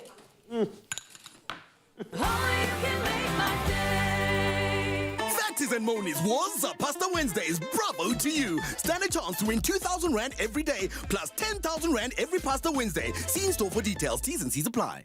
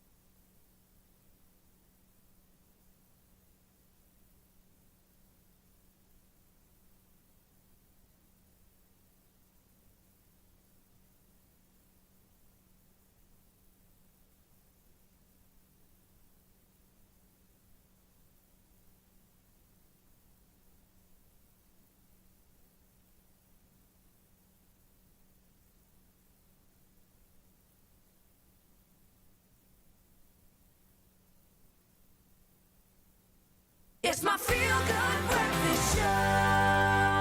Welcome back. You're live with Expresso, and in a show that has been popping, blazing with the work that firefighters do. We've explored the amazing work that they do to combat rampant and destructive wildfires, which happen a lot, certainly in our neck of the woods. But let's look at the flip side of that coin. Did you know that fault fires also serve a vital purpose in the germination of various species of fynbos? Well, today we have the great privilege of chatting to conservationist and ecological photographer Dr. Andrew Baxter. He's one of the best in the business. His recent exhibition of floral fireworks has garnered him now international acclaim, and with good reason. So Baxter holds a PhD in paleoecology and has special interests in landscape ecology, biodiversity conservation, and climate change. And he just recently featured his work on the Insider SA and is now here with us to share his passion for capturing, let's call it, the great outdoors. Doctor, very good morning. How are you? Good morning to you, and good morning to all your viewers this morning. So good to be connecting with you, and I think to be having a vital conversation, probably a conversation that is more focused on and highlighted now than ever before, thankfully, but it requires advocates like yourself putting this kind of material out there to get the world thinking. So recently you featured on the Insider SA this week, speaking in detail about the expansive natural landscapes that you've photographed, that you bring to life. Now, since our viewers can catch you again on the repeat at 1 p.m. this coming Saturday, give us a little sneak peek. What can they expect to see in this episode? How did you find the experience? Yeah, that was wonderful. I think the viewers can expect to see a chronicle, a journey of my view of the natural world through the lens of my camera. And it really details that journey from a macro point of view, from a broad landscape point of view, right down to the minutiae of macro photography. And it's been a wonderful journey for me and a great privilege to be on the show. It's almost like quantum photography here. You seem to find another dimension in the way that you capture the images that you do. Your passion for nature and macro photography, as you call it, have amalgamated into a visually arresting series of local fame-boss titled Floristic Fireworks. I love the title. So what were you trying to achieve with this series? Yeah, Graham, it was a really interesting episode. I mean, I used to walk down the mountain quite late in the evening and take photographs as I was going down of the proteus, particularly the leucospermums, the pincushions, in low light, and just a couple of cell phone pictures. And I got back home and looked at them and I thought, my gosh, they look like real fireworks, but they're not, they're natural. And so that took me on a journey of exploration to try and capture these beautiful, beautiful natural flowers, these inflorescences of the fynbos, on Table Mountain, in the mountains, and in Kirstenbosch Gardens particularly, to try and generate this series of natural fireworks. And yeah, it certainly has captured the imagination of many people. It's been amazing. My jaw is sitting on the ground just looking at the images that we've seen already. Absolutely captivating. Now, if we look at the deeper layers to the work and your calling, if I can put it like that, you're also the CEO and Executive Director of WESA, which promotes participation in caring for the earth. So what are some of your biggest concerns right now regarding the degradation of our planet due to climate change? What keeps you up at night? Yeah, Graham, it's a really good question. And I always try and say, when I'm having this discussion, I use a different terminology, and I say the climate emergency rather than climate change. Because it really is an emergency. And there are many things that are happening here. The unprecedented rate of climate change is going to leave many of the natural ecosystems that we love and adore in a serious parlous state. We're going to see a decline in natural habitat. We're going to see a loss of biodiversity, and that's going to have an impact on human well-being. I mean, I think this is the key thing, is that we need and depend on natural systems for our livelihoods and our well-being. If we just think about fresh water, I mean, we know about that crisis in Cape Town. We'll understand how these shifting climatic patterns are going to have huge impacts on fresh water, on the production of food. So it introduces things like food insecurity. It'll contribute to disease, displacement of people, ultimately famine and potentially war. And so these are, these sound like huge, scary things, but there are things that we can be doing right now to try and mitigate these challenges. And we all need to galvanize a civil society to do our bit. I love that. It's no longer a nice to have or a thought that we should be focusing on. Like you say, it's an emergency that needs to be addressed with action right now. So that being said, as South Africans, we really are so lucky to have access to the kind of natural beauty and the ecological diversity that you are highlighting in your series. How can we, in our own ways, then contribute towards the sustainability? Yeah, great question. And many people think there's such a big issue that they can't do anything about it, or it's too big for them. But that's not true. I think what we see, certainly in our work, at Wessa is that there's so many people who are prepared to get up, roll their sleeves up and do something, even if it's a beach cleanup on a Saturday morning or a restoration of a wetland, or, I mean, we see it in Cape Town with people doing little micro projects along the Liesbeek River to reestablish the ecology. These are really, really helpful things. So everyone has an opportunity to do something small. But also we can galvanize a civil society to lobby government to change laws and to redact or retract some of the decisions they've made, which have been acting against the natural environment. We see, for example, how civil society stood up against the Shell seismic surveys off the Wild Coast and have won a court victory. And so, you know, our voices can be heard. We can make a difference. We've got to be more conscious about how we consume, how we move around, and just be far more aware of our natural environment. Yep, and we have got something that needs to be protected here in the form of our fynbos that you are bringing to life in a way that I've never seen before, that is capturing the imagination of the world. So thank you so much, Dr. Baxter, for your contributions to art and our environment, awe-inspiring. And for more on life, work and adventures of this incredible Dr. Andrew Baxter, make sure that you tune in on this coming Saturday at 1 p.m. right here on S3 for a repeat of the Insider Essay. And I want you to stick around. The good doctor's not going anywhere. We're going to be getting into some of his amazing work, and he's going to break it down for us in just a moment. Love it, gents. Now listen up, Mzansi. You know how much magic we always bring to you on this Feel Good Breakfast show. And we kind of make every day feel like it's the weekend. And that's exactly what we're going to get into now. We're going to start celebrating, because here's a little feel of what the weekend's going on for you. So this morning, we're giving you a taste of what to expect this weekend at the Cape Town Carnival, which is taking place on Saturday. Now with us in studio to perform through this morning, we have our lead performances. Now we've got Lynn Fortune Mazumba as well as Siobhan Hendricks. They're here with the Eon Dance crew, about to give you a little taste of the weekend. Yeah. I need to get out of here. I don't look as good as they do, so let me take it away and enjoy.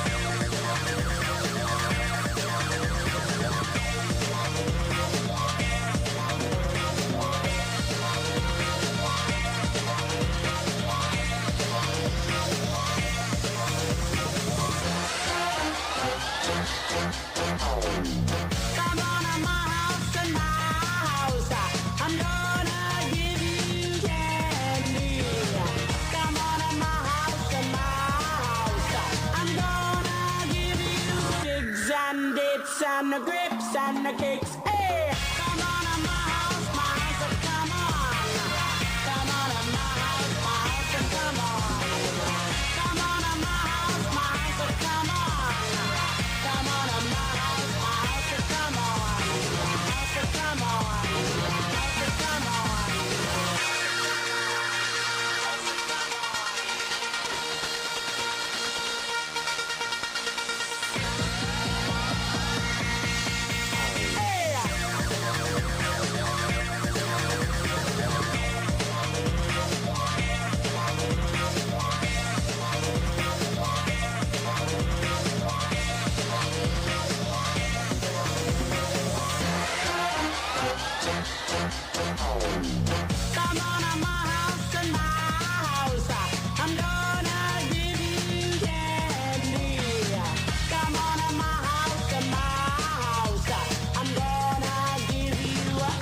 And a plum and a apricot or two. Hey, come on to my house, I'm gonna give you Easter egg.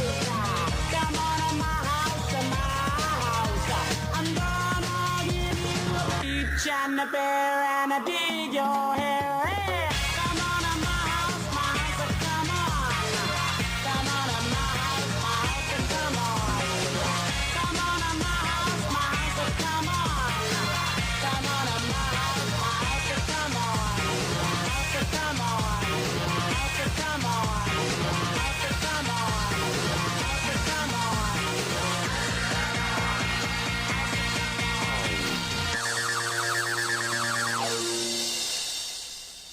Wow, well done, team. Yes, Mzansi, absolutely loved it. Ladies, that was brilliant stuff. You give me all the feels for this weekend. And don't worry, Mzansi, we've got 2 more performances coming right at you to get you in that feel for the Cape Town Carnival.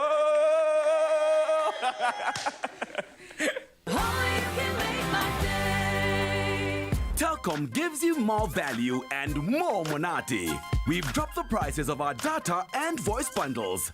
Get a 500 meg bundle now for just 10 Rand.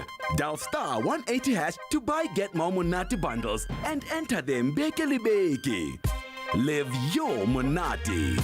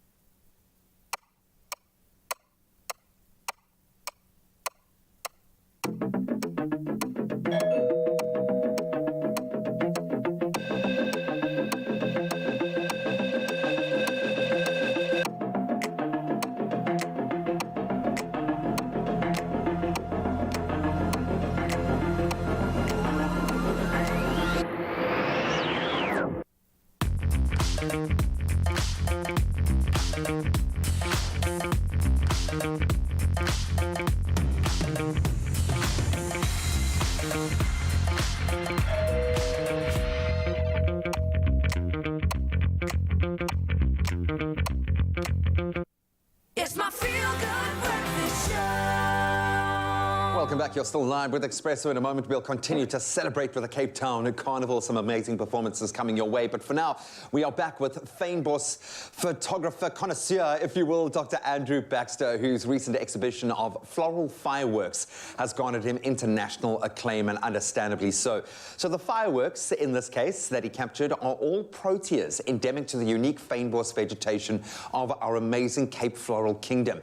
And now we have the honor of viewing a handful of these images with Andrew explaining a little bit more about what it took to take them and this incredible subject matter. Andrew, thank you so much for sticking around. It's over to you, sir. Let's take a look at some of the pictures that inspire you and what inspired them. And if you can break them down for us just a little bit, we'd love to. And I know we've got a lot of photographer enthusiasts on this show that would love to get inside your mind if we can. So take it away, sir. Yeah, thanks, Graham. Yeah, so most of the pictures that I've taken of these proteas, particularly the pin cushions, I've taken in low light conditions. So the background is naturally quite dark. In fact, I select dark backgrounds deliberately to pop the flowers.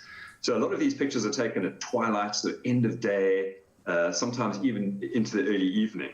And I add a little bit of supplemental light. So I'm not using a flash in the conventional sense, because that would just absolutely dominate the flower and bring the background in. But I'll often use a torch to light paint just the flowers, keeping the background really dark and just illuminating the flowers. Absolutely exquisite. How did you first discover this? When did you have that aha moment that what you were capturing, because it translates, as you say, to look exactly like a firework. It's actually mind-blowing. When did you first discover this kind of effect? Yeah, good, Graham, totally by chance. I mean, I tend to think of myself as a landscape photographer, and I've been spending my life running around taking pictures of, the kind of landscape behind me. But one evening, coming back through Kirstenbosch Gardens, quite late in the evening, I just took a cell phone snap of some of these pincushions and arbitrarily skimmed through my pictures the next day. And I thought, gosh, these two look like real, genuine fireworks.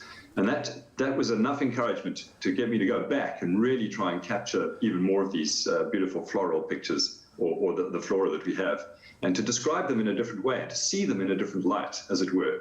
And it's been a wonderful journey. I've really enjoyed this, capturing these pictures and looking for different detail inside of these flowers. So what it has done is it's made me change my focus completely from these sort of broad landscapes right down into the minutiae, and I've discovered a whole new universe of possibility.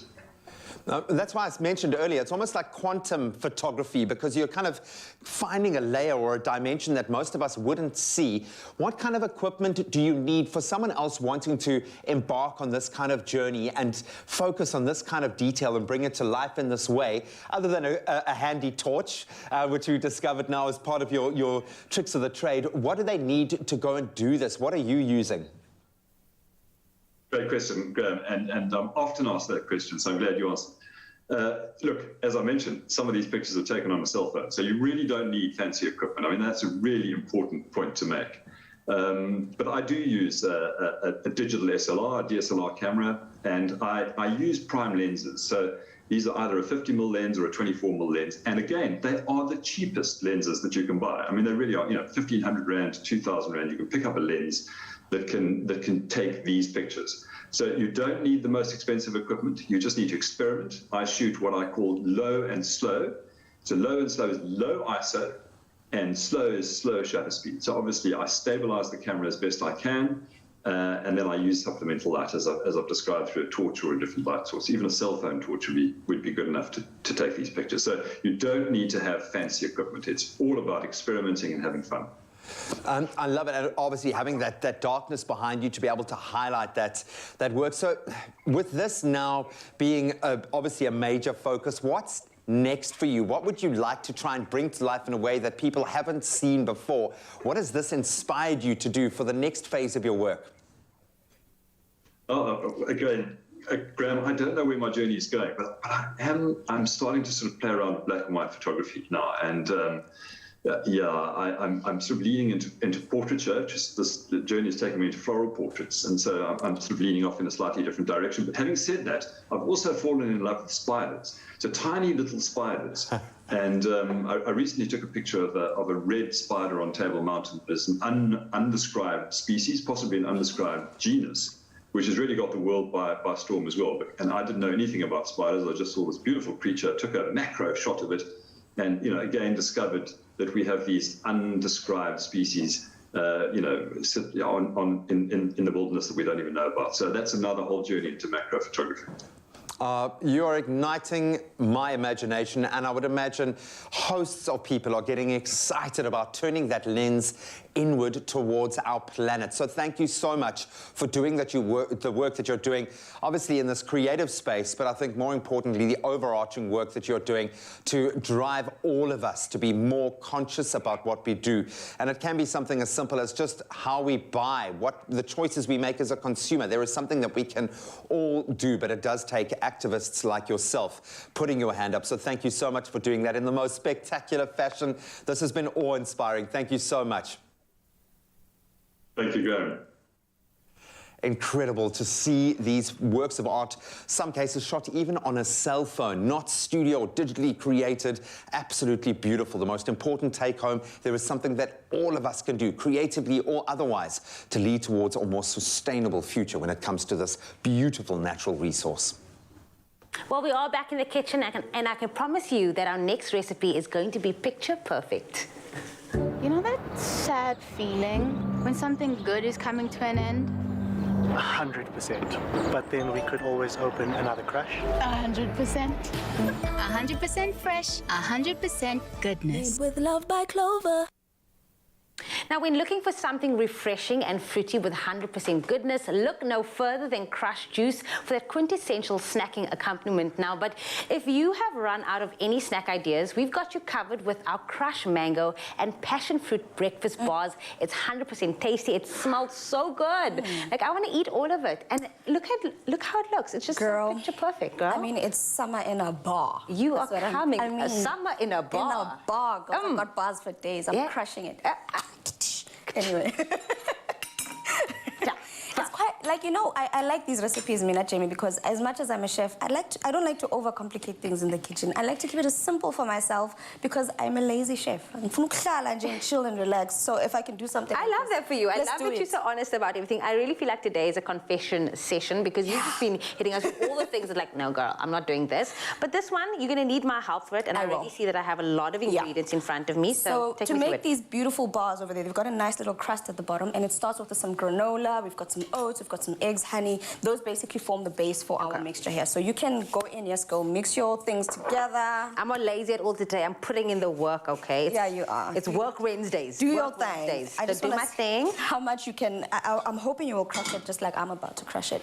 I'm trying to use crush in as much as as many sentences as I can. But anyway, let me get back to the recipe. So once you've added your dry ingredients, then you can definitely go in. I can just pop it in? Yeah, go in with all of those. In essence, what's going to happen is going to come together, give us a nice a doughy consistency, not doughy consistency, gooey, nice like that. Yeah, because you crumble. want the egg is, in essence, the egg and the honey are going to bind it together. The honey is going to caramelize in the oven, and then the egg is basically going to give it that body and that structure. Oh, so this is going into the oven? Because I was wondering, I was like, how are we going to set this? Are we actually going to put it in the freezer? So, Mina, I'm going to get started over here for the time to work, girl. Time to work. You can't just be pretty on TV. Even though that would be nice, but that's not what I'm here for today. So into this little bowl, I've got some flour, I've added some cream of tartar, and I've also added a pinch of salt. That's our dry ingredients. And into our saucepan that I've got on low, I'm going to add my wet ingredients. Another step, another trick, if you want to do something like this and you're afraid it might curdle too quickly, you can do everything in a bowl. So put your wet ingredients before putting it in there, or you can even use the liquid to, in essence, loosen it up before you put everything in there. But maybe let me start here. First step. Normally, open it up. Yeah, open it up and put it into the actual pot. So we're going to use about 1.5 cups of our Clover Crush mango flavor today, because like we said, we're going a little bit tropical here. We've got the granadilla pulp, we've got the mango flavors. You could even use the pineapple if you choose. It's completely it's your choice. Take it. And really, it smells like the Caribbean. It smells like I'm in an island right now. Just be like, yumma. Let's live our best life. You know, 100%, girl. Okay, and then our eggs go in there. With our eggs, we go in with a bit of sugar. And then we whisk these babies up together. They, in essence, you know, imagine you're making somewhat like a curd or a milk tart. That's what's going to happen. Our wet mixed with our dry are basically going to form a nice little pasty situation. And all of that is going to get loosened up by our Clover Crush mango flavor. So I'm just heating this baby up so it's nice and cooked, nice and warm. Because what we're going to do is we're going to basically add the warm milk into here. We're going to temper it and then put everything back into the saucepan to basically cook off and get nice and thick. I'm only realizing this now. Are you left-handed? I've been left-handed for the last 35 years, girl. You only shut the front door. Like, I don't know. You and Michaela, it's just like, what? Most of our chefs are left-handed. That's because lefties are right. Chef Clem, are you left-handed? I'm left-handed. Lefties are right. Only the best chefs are left-handed. Okay, this is mind-blowing. So you, in order to be like the best chef, you have to be left-handed. I'm going to train myself today just to use my left hand, and then maybe I'll be a better cook. I'm just saying, girl, if your life is about being the greatest chef in the world, then start by using your left hand right now. Got it. So as you can see, I've added our hot liquid into our egg mixture. The reason we do that is to bring it up to temp, and then back into our pot to cook it down to get that nice thickened consistency. Once it's thickened up to the desired consistency, which would basically like a thick custard, like a pasty sauce. Gooey yumminess. Put it over there, but before you do, add some butter just so that it gets nice and enriched and thick and tasty. And then we bake it all up for 15 to 20 minutes at 180 degrees. And Bob's your uncle. Bob is your uncle. You know, who's also your uncle. I don't know. But Chef Clem and everyone that's left-handed, you guys are amazing. I love that for you. ExpressoShow.com is where you can get your hands on this recipe. But you've missed on any of these steps, we do have a recap for you so you can follow along and make this yummy gooiness or gorgeousness 100% goodness every single time.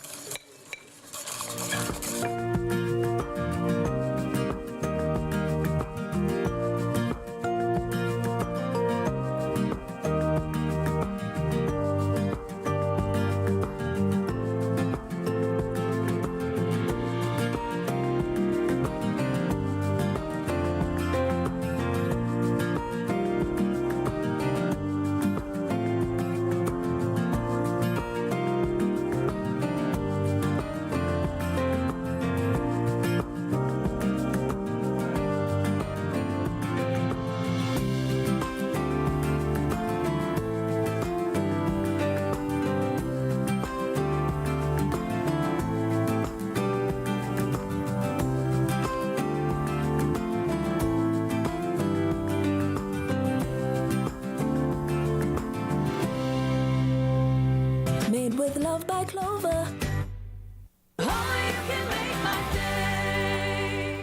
Upstyle your home with Expresso as 3 lucky viewers like you stand a chance to win game vouchers to the value of 25,000 Rand for a room improvement of your very own. To enter, all you have to do is post a photo of the space you want to revamp on Expresso's Facebook or Twitter competition post, and remember to use the hashtag GotGame in your entry. The competition is closing on the 22nd of March 2022, and all the terms and conditions apply. Good luck.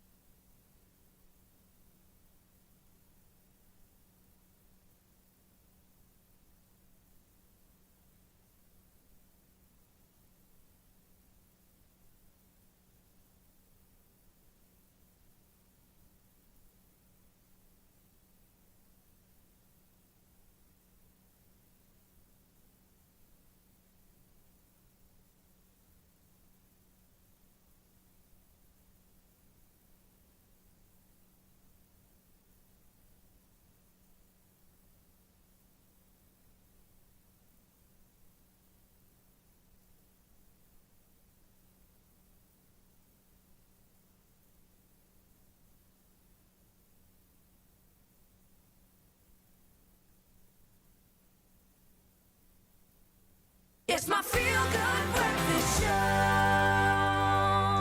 Feel-good breakfast show, that's what it is. Welcome back, and I can tell you that there are so many things to look forward to. The Cape Town Carnival is here, and Tracy Carter is about to sing you into a beautiful day today. I guarantee you that. Before we get there, news from around the world, and Jamie Lee is standing by.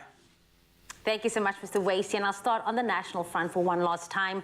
Mineral Resources and Energy Minister Gwede Mantashe yesterday said South Africa would need to explore and find its own oil reserves if it wished to mitigate rising fuel costs. He said the country needed to grow its fuel refinery capacity as the world struggled with rising prices. Mantashe and the National Treasury were briefing Parliament on rising fuel costs as well as the impact of Russia's invasion of Ukraine. A number of factors determined the fuel prices, including international crude oil prices and geopolitics, they said.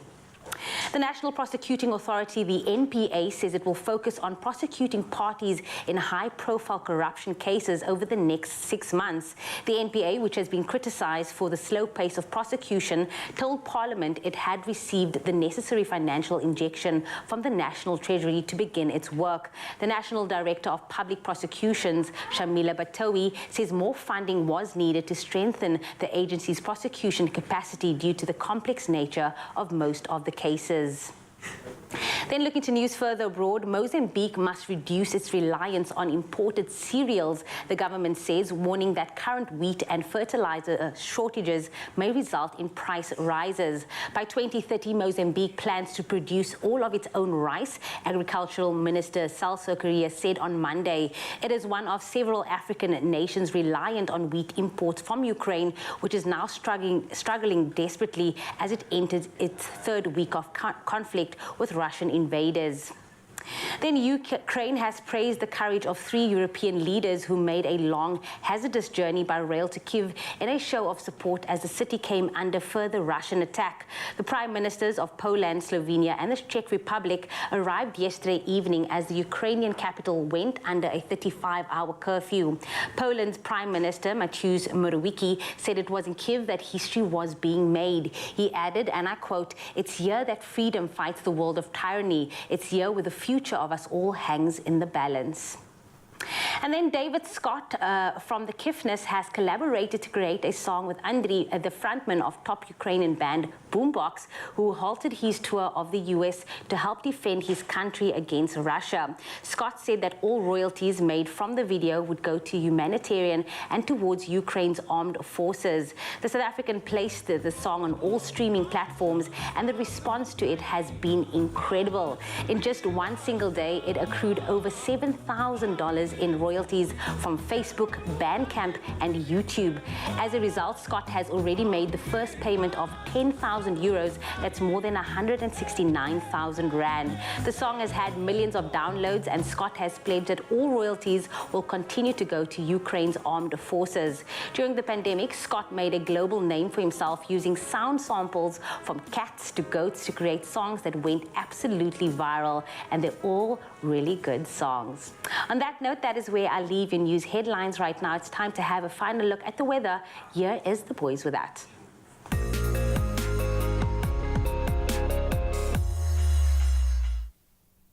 Thank you so much, Jamie. Now to take a look at the weather one last time this morning, the SA Weather Service has issued a warning for more disruptive rain in 4 provinces today. Now, a yellow level 4 warning for disruptive rain leading to localized flooding susceptible to formal, informal settlements or roads, low-lying areas, as well as difficult driving conditions on dirt roads has been issued over Gauteng, the eastern parts of Northwest, the western and central parts of Limpopo, and the Highveld of Mpumalanga.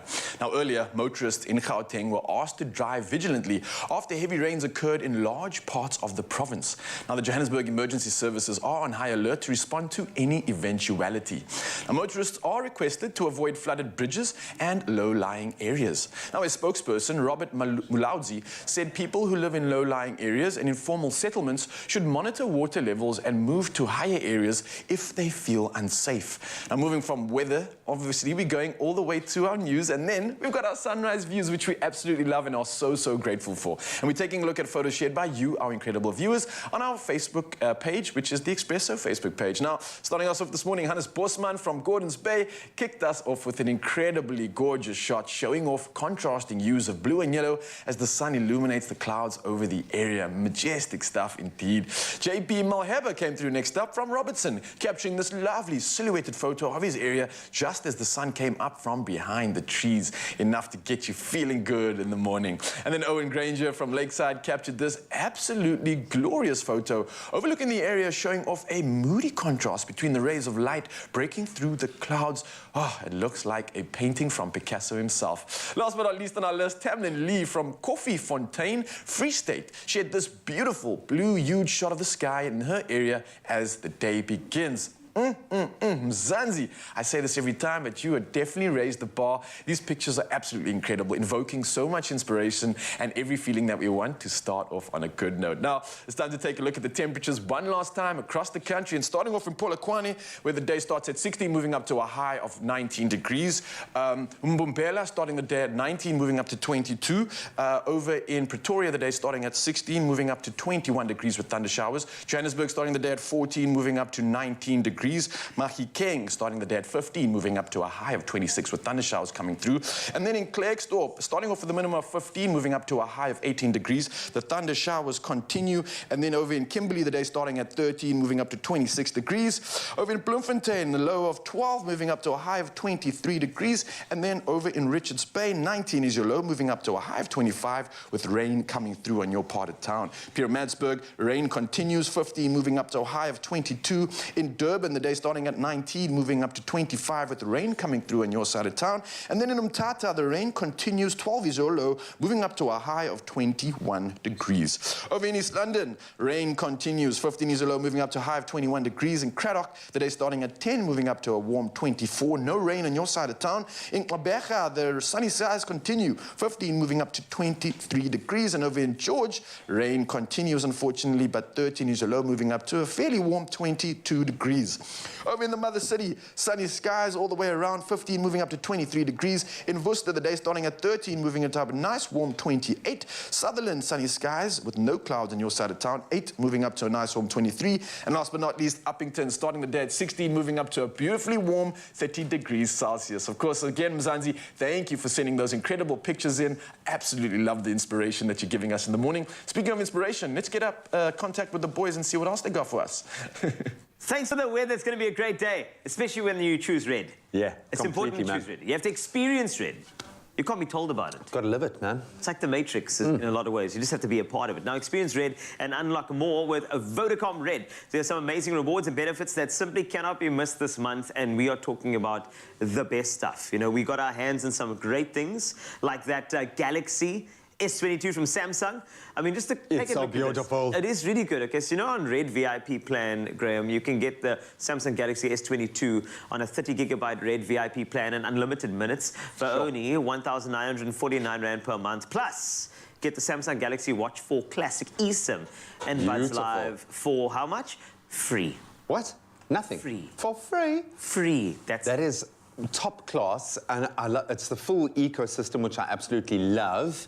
These are all devices that you lust after, and you get access to them with unbelievably good value. So Vodacom is also giving away, just to spice things up further, 10 gigs of data every single week for the entire month of March. So yesterday we asked you guys if you could video call any celebrity, who would it be and why? I am dying to know who you said and your motivation for making those choices. So let's take a look. I hope somebody said Graham, actually. that's going to be cool. So here we go. Promise Malaka saying, I would call Samizim Klongo. I really like his energy, and he is a straight talker and a great chef. I remember I forced my aunt to increase our TV package so that I can watch him on a national singing competition. Oh, man. I'll find you. Samizi is that. Everything that he promises when you see him in the media, that's exactly what he's like in person. He is full on and he is awesome. Great choice there. Then Matupi Sebata said, could be Casper Novest, because I have learned so much from him and he motivates me that I can also achieve my dreams 100%. His music and his lifestyle inspires me.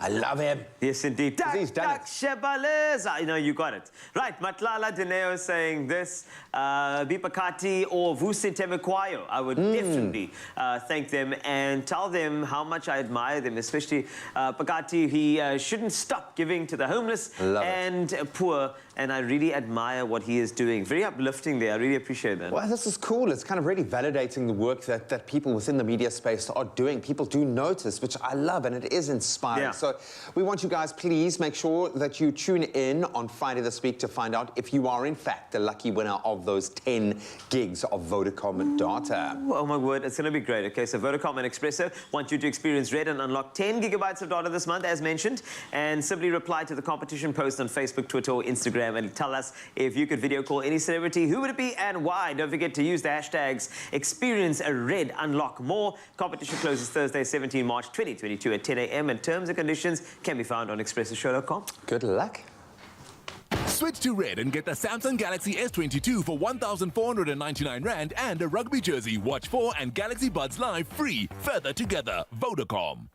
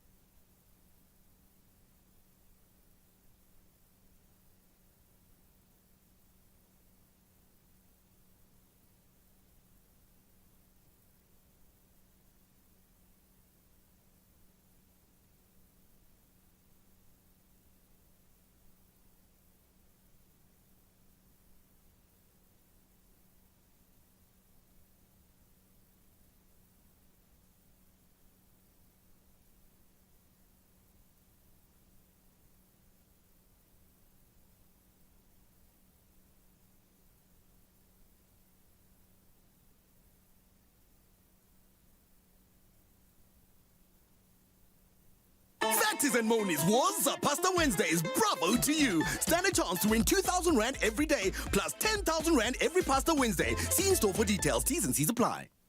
It's my feel-good breakfast show.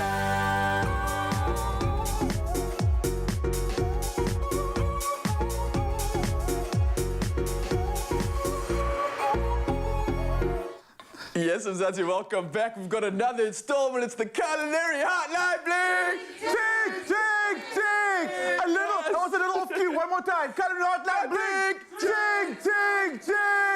That's how we do it. Of course, we're here to solve any culinary conundrums that you might have this morning. And Chef Clem is in the building to solve it all. If you have any questions, Chef Clem is here to solve all the things in the kitchen. And you can call us right now. And don't forget the number on our brand spanking new phone. It's 021-110-5552. We are at your service, Mzansi. Well, look, we have a theme. Of course, it's the Culinary Hotline, and it's based on South Africa's staple ingredients. What are we talking about? We're talking about rice. Rice! But first, so last week we were saying our phone went missing, and if there's anybody out there who'd like to donate a phone, we were joking, but then... Did Oaks come through? A loyal viewer, Juliet, we can say Auntie Juliet, came through and she was like, I have the phone for you. So thank you, Juliet, for our phone. Thank you so much. We are now accepting all types of donations, cars, money, houses. No, just joking, we're not. I'm looking for a yacht as well on that note. Anyway, look. That's fine. Last week on the conundrum in the kitchen, we were solving so many things, and one thing that came up quite a bit was rice, man. Yeah. Like you said, A lot of people are cooking with rice. A lot of people are asking you, what's the best rice for this dish, for this. And also crazy questions. Some people wash their rice. We were joking about you should, Zoe rinsing her mince. She'll never live that down. Rinse your rice, and this is literally what came through. Question that came through, this one's from Lynn Ings Odgers, and she says, I pressure cook my rice. I also rinse my rice several times until the water runs almost clear. Okay, so you can clean your rice. Then she goes on to say, when I cook it in the pressure cooker, I use the veg setting, setting it for 8 minutes, and then I take it out and steam it. That way it doesn't cook to stodge. Oh, nice tip here. And you never know how pre-cooked rice has been cooked and in what type of water. Therefore, I know it's clean when I cook it. Nice little step up here. It looks like we're getting a conundrum solved here from our viewers. I like and we like when viewers actually send through their suggestions because we absolutely love reading it out. I mean, this isn't our culinary outline, it's your culinary outline, so send us in your suggestions as well. We love them. So, on the topic of washing your rice, rinsing your rice, you should always, always, always wash your rice. I never knew that, man. I thought because you're using water anyway, what's the difference? Absolutely, but the one time, and this is going to be confusing, the one time you don't need to is when you're using short grain rice. Now, we spoke about this last week, didn't we? Long grain rice. Long grain rice is your regular rice you'd buy in a bag that you'd use for like almost every purpose. And today, I brought some short grain rice. And now you can visually kind of, Raul, you've had your nails done, so you can kind of hold it to camera. It so doesn't even look like rice. The common rice that really looks like some sort of a pod. I don't know if the cameraman can see that. And it's nice and round, hence it's like the short grain rice versus your normal jasmine or basmati, which would be longer. Okay. So this is like puffier as well. Right. You don't need to rinse this one, because what we actually want, we want that starch, which is with the long rice, actually wash that off. Now we actually do want you want to get that involved in this recipe. I got you. Yeah, so this one is a nice, easy one, but we were in the kitchen when someone had a question about a paella. Yeah, You're going to make it. We're doing that now? Yeah. Yes, I'm hungry. So, okay, let's get started. So I've got some leeks in the pan with a little bit of salt and a little bit of olive oil, okay? To that, I'm just going to turn the heat down. I don't need such a hectic heat. A little more oil, because you do want a bit of oil. Remember, we said we shouldn't be scared of, like, oil in your food. The oil actually helps carry all the flavor, bring it all together. So that goes in there. I've got some garlic for you. Yeah, should I start chopping up for you, my man? I've also got some shallots over there. So everything is going in here is very sweet. Leeks are sweet, shallots are sweet. Yeah. The garlic also, we're going to cook this and become nice and sweet. Okay. So we're not going with normal onion. You can absolutely use it. I just find the sweeter flavors, especially when you're working with seafood, is much better. Okay, I got you. I like and our that. seafood for the day is mussels. Do you like mussels? Oh, seafood, I love it, especially mussels. It reminds me of just like frolicking in the rocks, in the ocean, just being free. It reminds me of the weekend, actually. Yeah? I get it. And it's such a great source of protein, but another thing for me is how easy and quick it is to cook. So, obviously, we get ours from Woolies. They've already been cleaned, and we don't need to still, like, scrub the outside to get the barnacles or the beards off. It's all been done for us.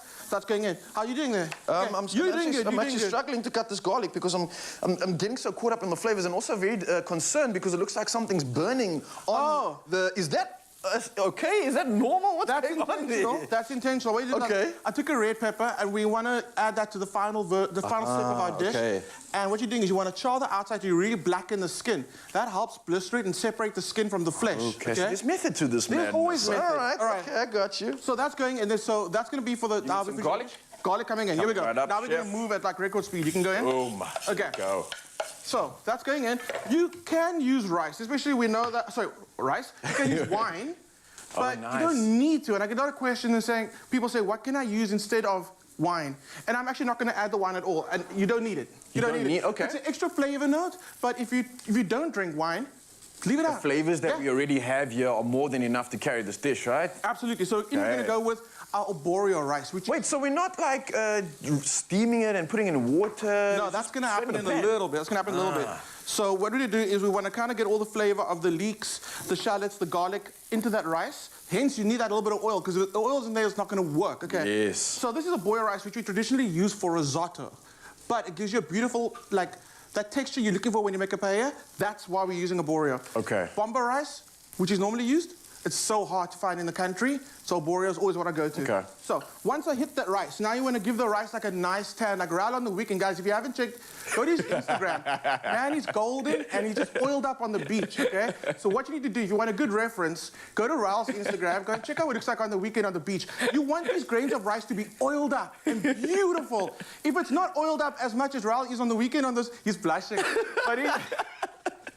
But you want to really, really get these rice grains coated in that oil and the flavor. Well played. Then we're going to hit it with a little bit of, we're going to go smoked paprika and cayenne pepper. Nice smoky flavors. Yes. It goes so well with the seafood. We hit it with a little bit of chili flakes that's going in there, and you chili flakes, you add that according to your heart. Your strongness, If you intensity. want a nice spicy dish, you add that. All right. Cool. So Ralph, can I actually ask you to, no, we're actually good. Okay, tomato sauce going in, tomato puree, okay? So this is now starting to make this feel like more Mediterranean. It's starting to bring some spiciness to this. Yeah. Good balance, and taking away from this the blandness as well. Yeah. It's coming together quite nicely. So quickly. Yeah? Okay, How much more do we have to do? What else Not is much, left? not much. The rice is bubbling away, so turn the heat down, okay? You're gonna see in about 15 minutes, that rice is gonna absorb all the liquid. That's when you drop your mussels, put the lid on, 5 minutes later, you got a beautiful paella. It's a paella, and my friend Carl Wasty loves saying it's not a paella. Paella. Not a paella. It's a paella. Come down and get the paella, and also the shock-going rice that we're talking about today. Absolutely love it. I didn't know anything about this. I didn't know how much flavor it can absorb at the same time, but the perfect combination with this. Don't worry, Mzansi, we are coming back at you with another edition of the Culinary Hotline Bling! Ting, ting, ting! We'll see you later. Ting, ting, ting, ting, ting.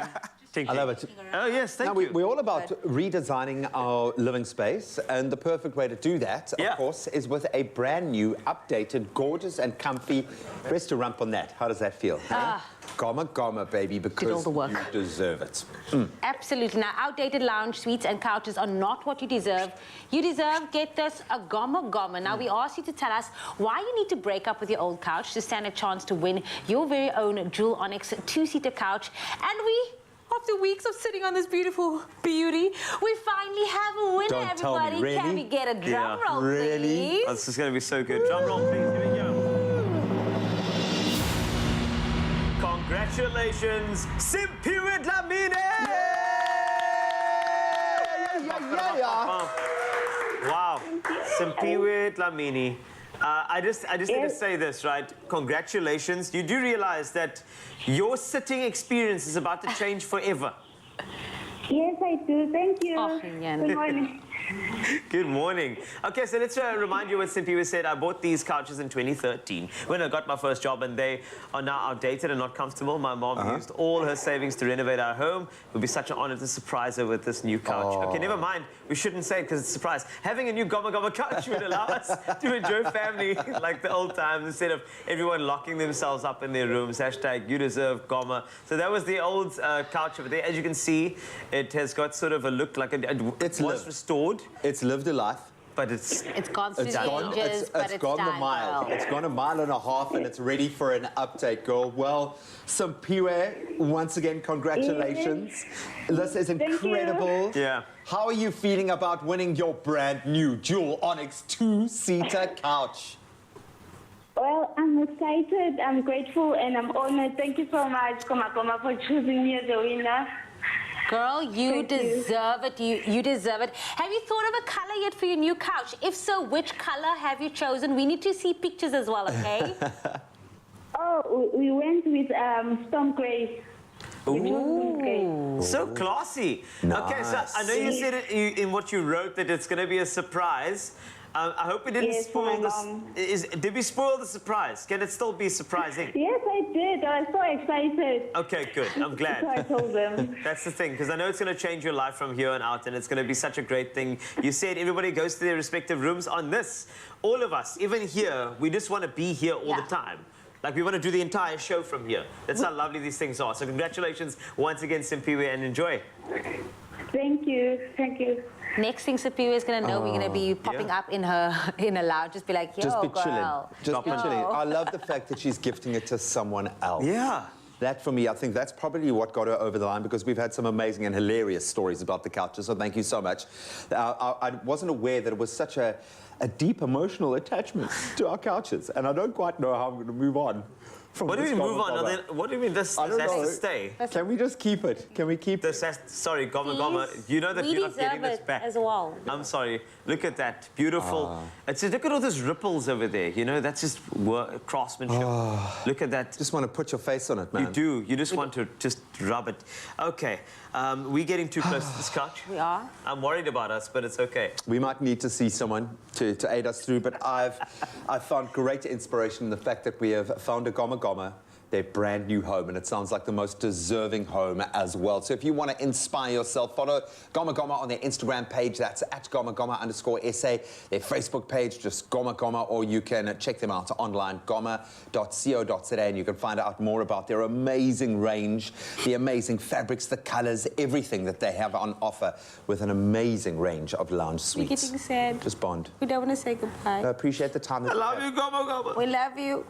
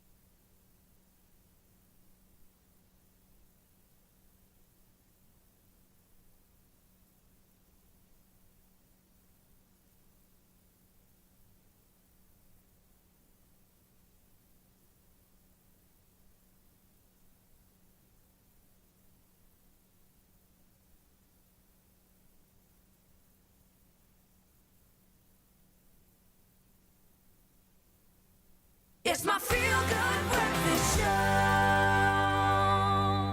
Back, everybody. This is your feel-good breakfast show. Come on.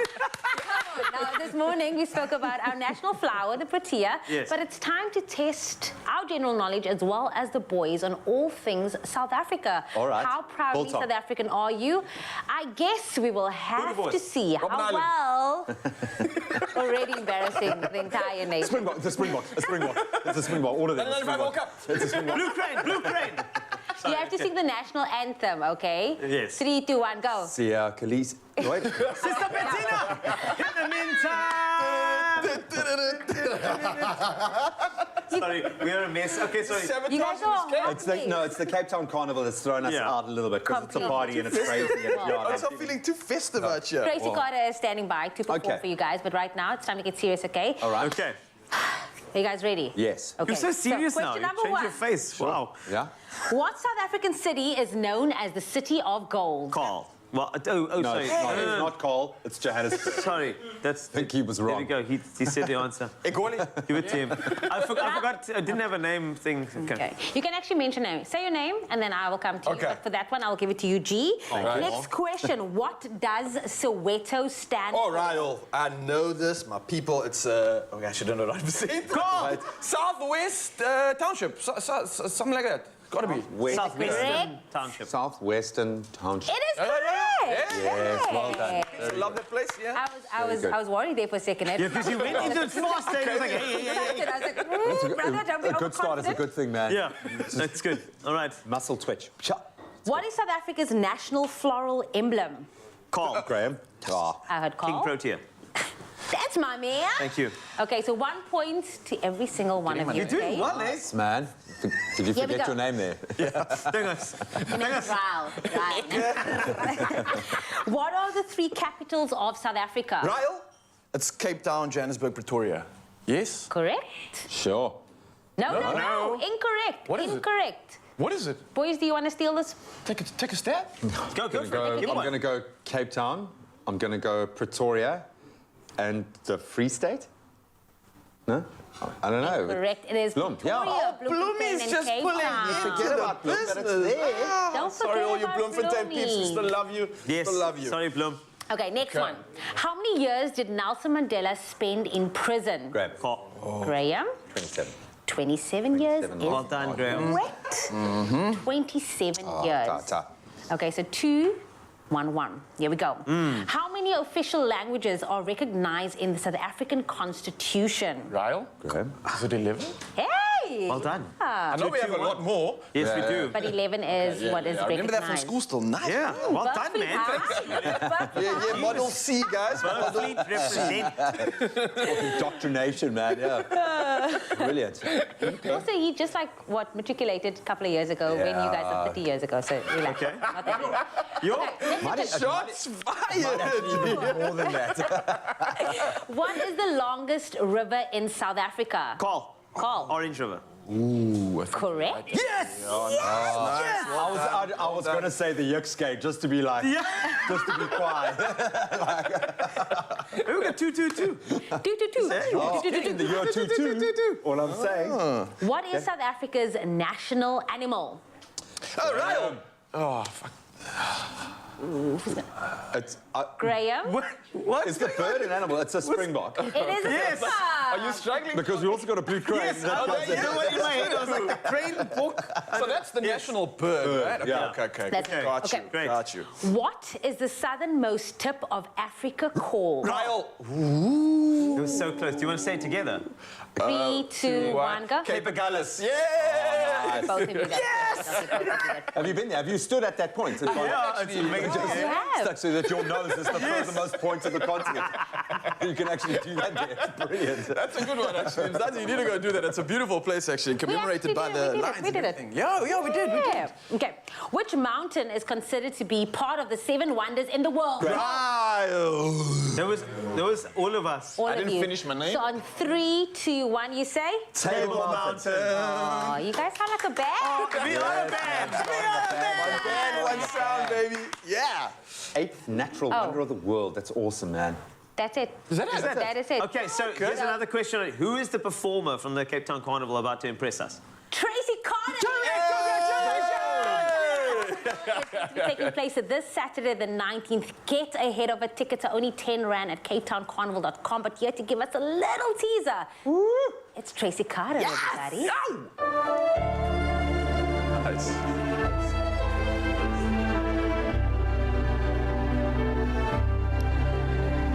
There are times I find it hard to sleep at night. We are living through such troubled times, and every child that reaches out for someone to hold in that moment becomes my own. So how can I pretend that I don't know what's going on when every second, every minute, another soul is gone? But I believe that in my life I will see, and into hopelessness or giving up or suffering. And if we all stand together this one time, then no one will get left behind. Stand up for life. Stand up for life.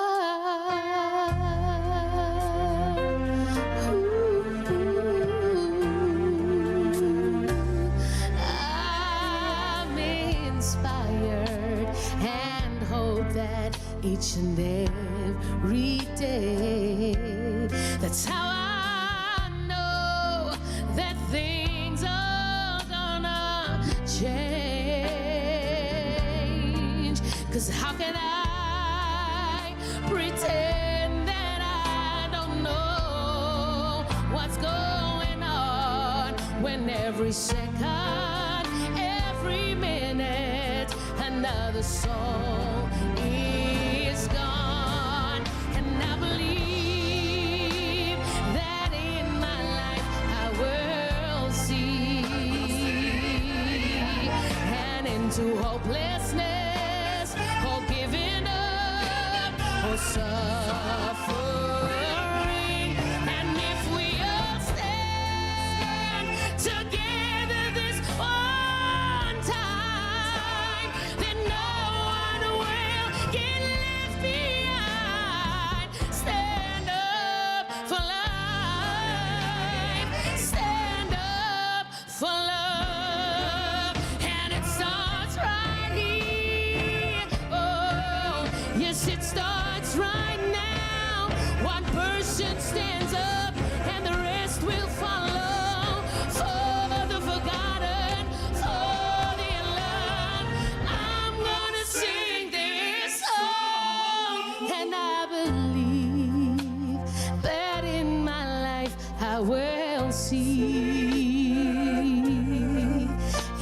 into hopelessness or giving up or suffering. And if we all stand together this one time, then no one will get left behind. Stand up for love. Stand up and sing. Stand up for love.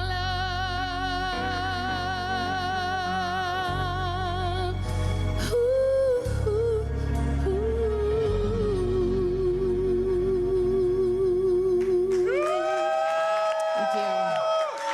In the words of everyone in studio right now, that was amazing. Firefighter, what does it feel like being a part of this, the Cape Town Carnival? After 2 years, it is back this Saturday. Oh, I'm so excited, and it's wonderful, you know, just to see young people again coming together, being able to express their gifts and talents. And for the carnival, I'm actually behind the scenes this year, in that I'm the director of the performance facilitator of the Hatfield Hub. And so wonderful, and just last week Friday, seeing over 100 kids coming together, performing for this, it's going to be fabulous. So wait, we're not going to get a bit of that on Saturday? Not actually. Listen, more here, some more joy happening this Saturday. The carnival is happening. Get your tickets at capetowncarnival.com. But more here, more vibes coming your way after this. Yeah. Thank you.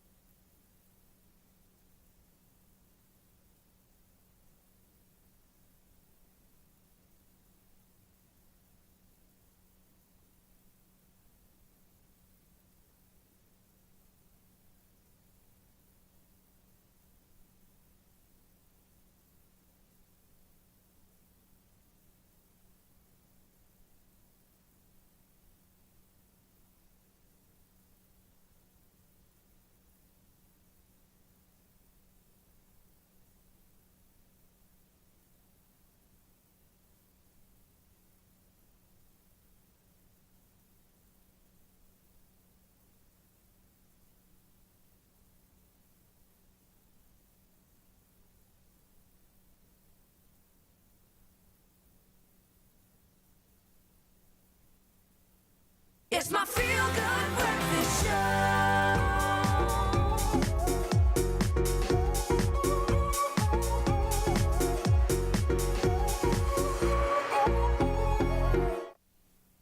Oh, now if you were just tuned in before that, Tracy Carter got us in another level of feels. Absolutely amazing stuff. It's feeling hot right now, and of course, that's why we're heading to the kitchen. We're still discussing all things rice in this week's Culinary Hotline. So you can call us right now on 021-110-552 and let Chef Clem know your culinary conundrums. Now, of course, earlier we were chatting about rice, all things rice. We were using short grain rice, learning a lot about how to absorb flavor, how to put it into a paella. We've got so much more. Yeah. Cooking, smelling, looking good. We've got more questions coming through. What do you want to hit right now? Okay, so let's talk about what we left off. Say, Clem.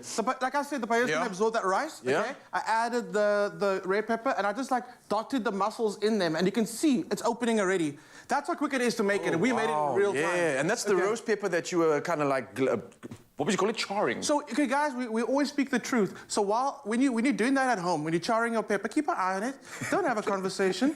Just don't keep an eye on the pepper. I was actually went past the point of being charred, and it was cremated. Ashes to ashes, dust. You know, and it's very untrained in restaurants to serve you a little ash. Maybe you can use it for that little ash, little garnish. But yeah, keep an eye on it. So we made another one, and that's the peppers and mussels. That's almost done. Next so let's talk more rice. Right. Because look, another thing that comes up that's big, it's when we're using rice, specifically with risottos, another thing that comes up a lot is Basmati rice. Basmati rice, exactly. Is that what we're looking at right now? Is It it is. something else? Because I know this is something big, and is there a big difference between this and a standard rice? Lots of questions when it comes to this, as well as jasmine rice on top of that. I mean, I could go on for days talking about rices, but let's get into basmati first, man. 'Cause this is something common I see in a lot of households. Absolutely. Yeah. And this is the one that you do want to wash. So I've set up a little bowl for you with the strainer. I'm actually going to ask you just to hold the strainer and just swish it around in that bowl of water, and just to see how the water it will come a little murky. You can get your hands in there, kind of massage the rice, like and you can rice just wet. and you can you'll see like the water starts turning murky, and that's the starchiness like you're trying cloudy to, and stuff. Yeah, Yes. I'm seeing that. That's the starchiness you want to get off. So that's a good example as to why we wash our rice. All of this is starch water, and it will just bind everything that you're using your rice with, even when you cook the rice, and it just ends up clumping together, and you don't want that to happen. So that's why we wash our rice. Look at that murky water. Nice. The rice. Clean rice, one up and ready to go. Wash your rice. Okay, cool. Next one is an awesome tip for load shedding. Yeah? Because, you know, sometimes it just happens, and it's not... Mid-meal. Yes, and then you can't even prep for it, because they'll be like, oh, by the way, right now we're just going to switch off. Then you're stuck, right? So a great solution is to cook rice before the time and have it in the freezer. Okay. So even if you make rice the night before, you got leftovers, don't put it in the fridge if you think, I'm going to have it in 2 days' time. Rather put it in the freezer. How long can you keep your rice in the freezer? In the freezer. Yeah. Honestly, if you seal it properly, like in one of the Ziploc bags, and squeeze the air out, you can keep it there for like 6, 7, 8 months. So theoretically, you can do yourself a favor. Look at efficiency, look at value for time and value at effort, and make a massive bowl of rice and just kind of compartmentalize that into different barakat bakkies maybe, or ice cream bakkies, pop it in the freezer, and you've got options that are going to save you time, right? I like that. It takes a minute to thaw and to be ready to serve. Pop it into a microwave and you're good to go. Nice. That means when you know, okay, I've got X amount of time before the lights are going to go out, quickly all prep this some rice. needs is a minute, and then you're good. Yeah. I've got another solution for you. If you want to make dinner, one pan quickly using some leftover rice, we're going to make a quick stir fry. Ooh, a fried yes, rice. please, a fried let's rice. do that, man. Okay. So you've got your knife. I've got a knife. I've got some ingredients over here. Spring onions, baby corn. I'm going to ask you, and I want you to chop it up any way you want. Raoul style. Careful, eh? Raoul style. Raoul style. Okay. What are you going to be busy with over there? I'm going to start off. So I've got some pan. I've got some pan. You got some pan in the oil? I've got some pan. I've got some oil in the pan, and we're going to get that nice and hot. The thing about this dish, obviously, it's Asian inspired, and when it comes to Asian cooking, especially quick cooking, the most important thing is have all your prep done. Once a time, when you start adding the first thing in there, you can't start then when they're going to chop things, get things together. And hiding in the cupboard, where's this? Everything has to be done. So first thing we're going to go in with is some garlic and ginger, okay? Garlic, ginger going in. And you want your pan to be nice and hot, okay? If you've got a wok at home, perfect. If you've got non-stick pan at home, even also great. Okay. We're using stainless steel just because, you know, I'm gonna do this real style. You might not have a non-stick pan at home, which I would use at home. Have stainless steel. I'm gonna just try what nice. everyone will have at home. Real. Chef Clem, quick point. How do I cut these? Any way you want. Anyway, okay. So keep it chunky if you want. If you want to keep some of the texture in there. If you want more of the flavor to permeate through, chop it up a little finer. But is the end of this going to end up being more like soggy, or is it going to still keep its crispness? We want that crispiness. We want the crisp. Okay, I got you. Okay. I know what to do. So in we're going to go with that's garlic, ginger, a little bit of peppers. Give it a little shake. That's going to flavor that oil, okay? So as soon as you get that going, we're going to go in with our rice. Because now the oil's got all that flavor. Yes. Same reason we toasted the risotto rice earlier. You want that flavor to go into the rice. And this is basmati rice that was cooked yesterday. And day-old rice makes the best fried rice. What, does it just suck up all that flavor? It just sucks up all the flavor. Okay, so get that in there. And it smells amazing, right? Yeah, it man. smells so I must good. say, I love the conversation you just had about preparing all your ingredients before, because at the same time, it gives you the confidence to have fun in the kitchen, knowing that everything's in front of you. And like you see on the show here, it doesn't become a guessing game. It's kind of just like, whoop, throw that in here. And it becomes more fun. You have a full scope of what's going into the meal without that panic, and especially when it comes to stir fry, because it's always like a live event when you're cooking stir fry. It's like you've got this moment that you need to capitalize on. The pan is hot. Do whatever you can in a quick amount of time, and then it's ready. It's ready. Just like it that. is. Yeah. It is. So what you do now is you kind of want to use your senses. So you kind of want to hear the rice popping a bit. You want to hear it almost sound almost like when you put beef fat in a pan. It's got that dry crackle. You want that to happen. A little bit of a fire coming through. And I can actually do this because I'm pretty sure my mic can pick it up. So we're there. We've got that nice sound. Sansi, shh, listen up. That's the quietest you'll ever hear. Sounds like a campfire, man. Right? It's out on the mountain, just chilling. Ryle. Okay, very quick then. Soy sauce goes in. I haven't added salt, and my salt's going to come from the soy sauce. I've also got a little bit of fish sauce, okay? Okay. Fish sauce, also very salty, so be sparing with it. It's got a potent smell. Ooh, yes, but at the same time, I can see how well that's going to work with this, and the rice is literally going to suck that up. It is. So a little bit, again, goes a long way. So let's look at what you got for me. So you got the corn. Yes, you're gonna add the baby corn. rustic cuts. Rustic cuts, and I like that. What you also want to keep in mind, if you're going to eat this with chopsticks, right? You don't want to fight the small little pieces. Keep it nice and chunky. You want to be eating a piece by piece by piece. You want to get a good chunk. Of course, I like that. Chopsticks makes it all authentic as well. That's true. I've got some prawns. I'm going to keep the shell on just because when you're making a fried rice, I don't take the shells off, but I kind of like the adventure of like getting so interactive with your food. So you're forcing that discovery, you're forcing that connection, you're forcing the hands to get involved. And it makes you eat a little slower and just savor the moment. And appreciate it. Exactly. So prawns go in there, and they're not going to take long. I mean, it's just hit the pan, and already they started changing color. And just give it a good... I'm telling you now, Mzansi, the smells I'm getting just on this alone, and we're not even finished. It's so, so good. This is a stellar meal to prepare for the family, or maybe just to show off. And you want to get the recipe inspiration now, you can head over to expressoshow.com. All the tips are right there. The ingredients, like we said, set them out before. And you can even cook this in front of your guests. Why not show off, man? Absolutely. Yeah. I'm going to actually recreate this dish tonight, and I'm going to go back to YouTube and play Tracy Carter's performance because I still have goosebumps. Oh, that is a night set in heaven. Well played, Chef Clem, and thank you once again. Another stellar edition of the Culinary Hotline. Bling, ting, ting, ting. Thank you so much for all those questions. Thank you for coming through. I hope we solved it all, and of course, enjoy. Wow. I'm hungry. Gee whiz, Yeah, I'm so hungry. How did we just suddenly level up in the kitchen? Boom, we went from rice to paella. Yeah. Beautiful stuff, but that's all in the past. Time now to talk about money, especially because the Easter weekend is approaching, and I know that we're all going to be daydreaming of a little holiday, that escape that we so desperately need. So today we're going to be finding out how you would prioritize your budget in another round of our favorite game, or one of Would You Rather? Dun, dun, dun. Okay, so you ready for the scenario, guys? Ready? Let's go. Put your thinking caps on. We are booking hotels for our holiday and have two options that basically cost the same. So would you rather? Option A, book 2 nights in the best luxury 5-star hotel you can find. Or option B, book 5 nights in a more average 3-star hotel. All right. Wow. Quality versus quantity, I suppose.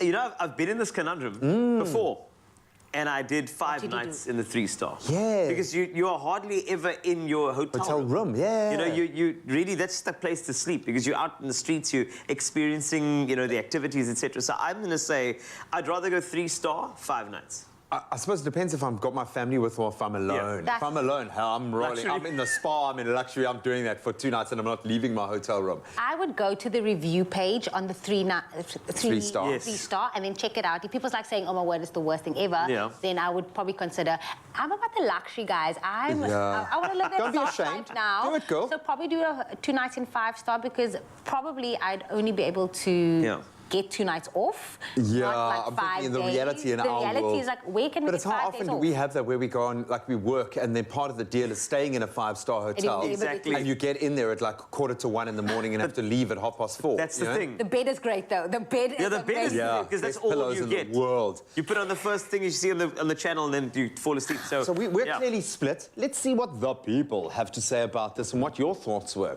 Okay, so we have Joan Cameron saying B. I'd be out and about during the day anyway. The hotel I would use just to sleep in. So kind of what you guys are saying. Yeah. I've been through Europe and the UK, and that's what I did. Okay, so Joan, go with Oh, B. especially on the exchange rate, girl. You go 3-star. You do it. And then 3-star is just about amenities, you know what I'm saying? It's just about what the hotel has. That's So the offer. just- Do they have water? Yes, you'll live. Ah. Okay. Top fan Amanda Pentosa said, this time I'll prefer A. This opportunity might never come again. Then I can proudly say I have a memory of a luxurious holiday. Yeah, put it on your bucket list. I mean, Cool, man. who wouldn't want to say that they've been in a 5-star hotel? I get that, I get that.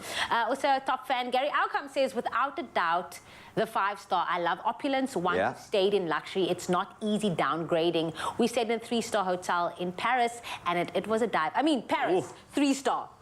Yeah, I mean, but yeah, I suppose then that's you're literally okay. just going there to sleep. You've gone to another country. You want to explore the sights and the sounds. And Gary, incidentally, he would have chosen me as a partner to go with him to. I mean, that's touch and go, though. You know, you never know. I think He loves me the most. He'd be on the fence. He'd be on the fence between the 3 of us right now. he He loves wouldn't me know the what to choose. All right, some more comments coming through as well. Let's give it a read.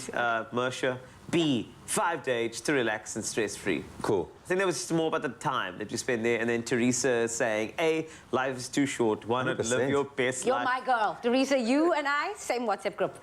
And Obeida saying, definitely A, I love the luxury and pampering when I'm away just to relax, #Expresso show. And I suppose in a 5-star, because you have access to like a really nice spa probably and really nice food and everything, those 2 days are going to feel like 5. Yeah. You know? It depends where the hotel is. If it's in Cape Town, then I do the 5-star. If it's in Paris and different like exotic places, then we're doing 3-star. There we Then go. we're exploring. I'll do we didn't ask that. backpackers if the locale is right. I would sleep on someone's floor. I'd sleep on the Goma Goma. Goma in the reception. I love it, man. Well, clearly people are in need a little bit of luxury, and that's okay, man. You must make a choice about what is important for you. And holidays and family getaways are those moments that make a lifetime, the memories that we'll keep reliving. But before you swipe your card, make sure that you're making a reasonable decision that's not going to hurt you in the long term. Please, just budget. You have to. And even if it's a holiday isn't on the cards just yet, which is okay, by the way, why don't you visit nedbank.co.za to find out the best way to begin your savings goals. They've got everything you need to start saving down. And a good planning could be planning a fantastic holiday. So we can all dream. Thought. Yes, we we can dream, can. man. We can dream. Just We can and on holiday, we also dance a bit. You know, the Eon dance crew is going to actually be entertaining you the next couple of minutes. So stay right there. Good. Don't just buy. Look out for specials. Do you want a bank that takes your money or a bank that takes your money choices seriously? Join Nedbank today.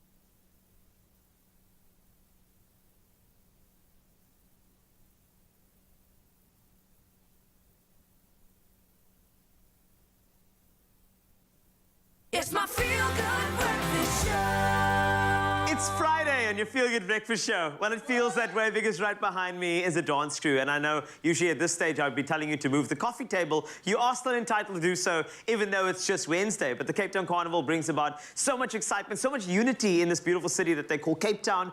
And this is just a taste of the talent that you will get on offer this weekend. They are called the Eon Dance Crew. And I guarantee you, it's the best dance crew you'll see for eons. Music make you lose control. Music make you lose control. Let's go.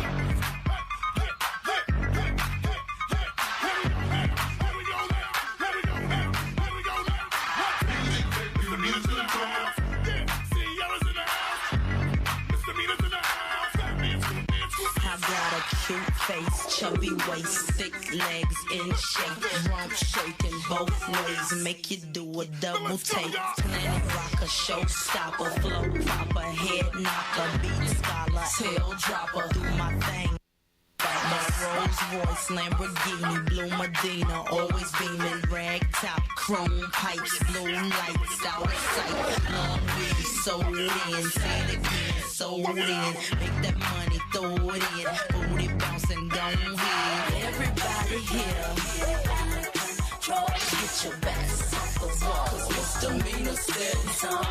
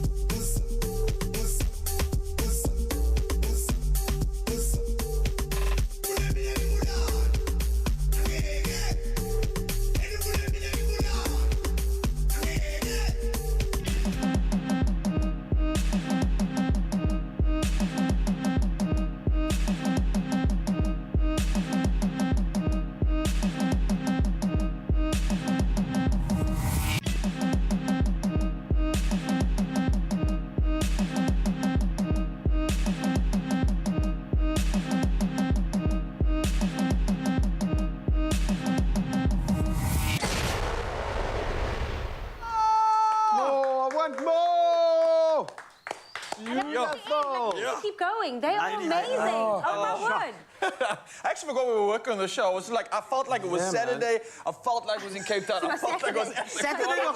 I just wanted to strap my ankles, man, looking at that. That was insane. Wow. Please take a bow. Yeah. Well done. Talented young people. Eon see them Dance in Academy. full flight and get into the vibe. You gotta hit the Cape Town Carnival. Of course, they will be at the Cape Town Carnival this weekend, so be sure to go and check them out at one of the 5 hubs that will be put on Saturday. If you haven't yet gotten your tickets, visit www.capetowncarnival.co.za to get more information. The tickets are only 10 Rand.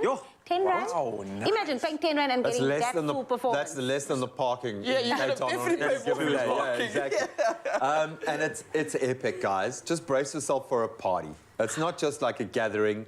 It's a party, and it's going to get crazy. So make sure that you come with your party hat on and you're ready to get into the vibe, because it's special, eh? Say no We've more. I'm missed booking it, my man. weekend. 2 I know what years. I'm doing. Hopefully I'll see you all there, as well as you, Mzansi. Thank you so much for joining in the magic today. And of course, we'll see you in the morning. Yeah, man, I just wanted to say that now we finally established who the apex athlete in the studio is. After I'm just saying, I rolled a hose beautifully, and I think that, yeah, I won. Thank you. I appreciate our hose roller champion. Thank you so much to our volunteer firefighters who came through this morning. I think there is only one way to dance ourselves out of this particular show and into a Cape Town Carnival vibe. It's with the Neo Dance Crew. Take it away, Make you do a double take.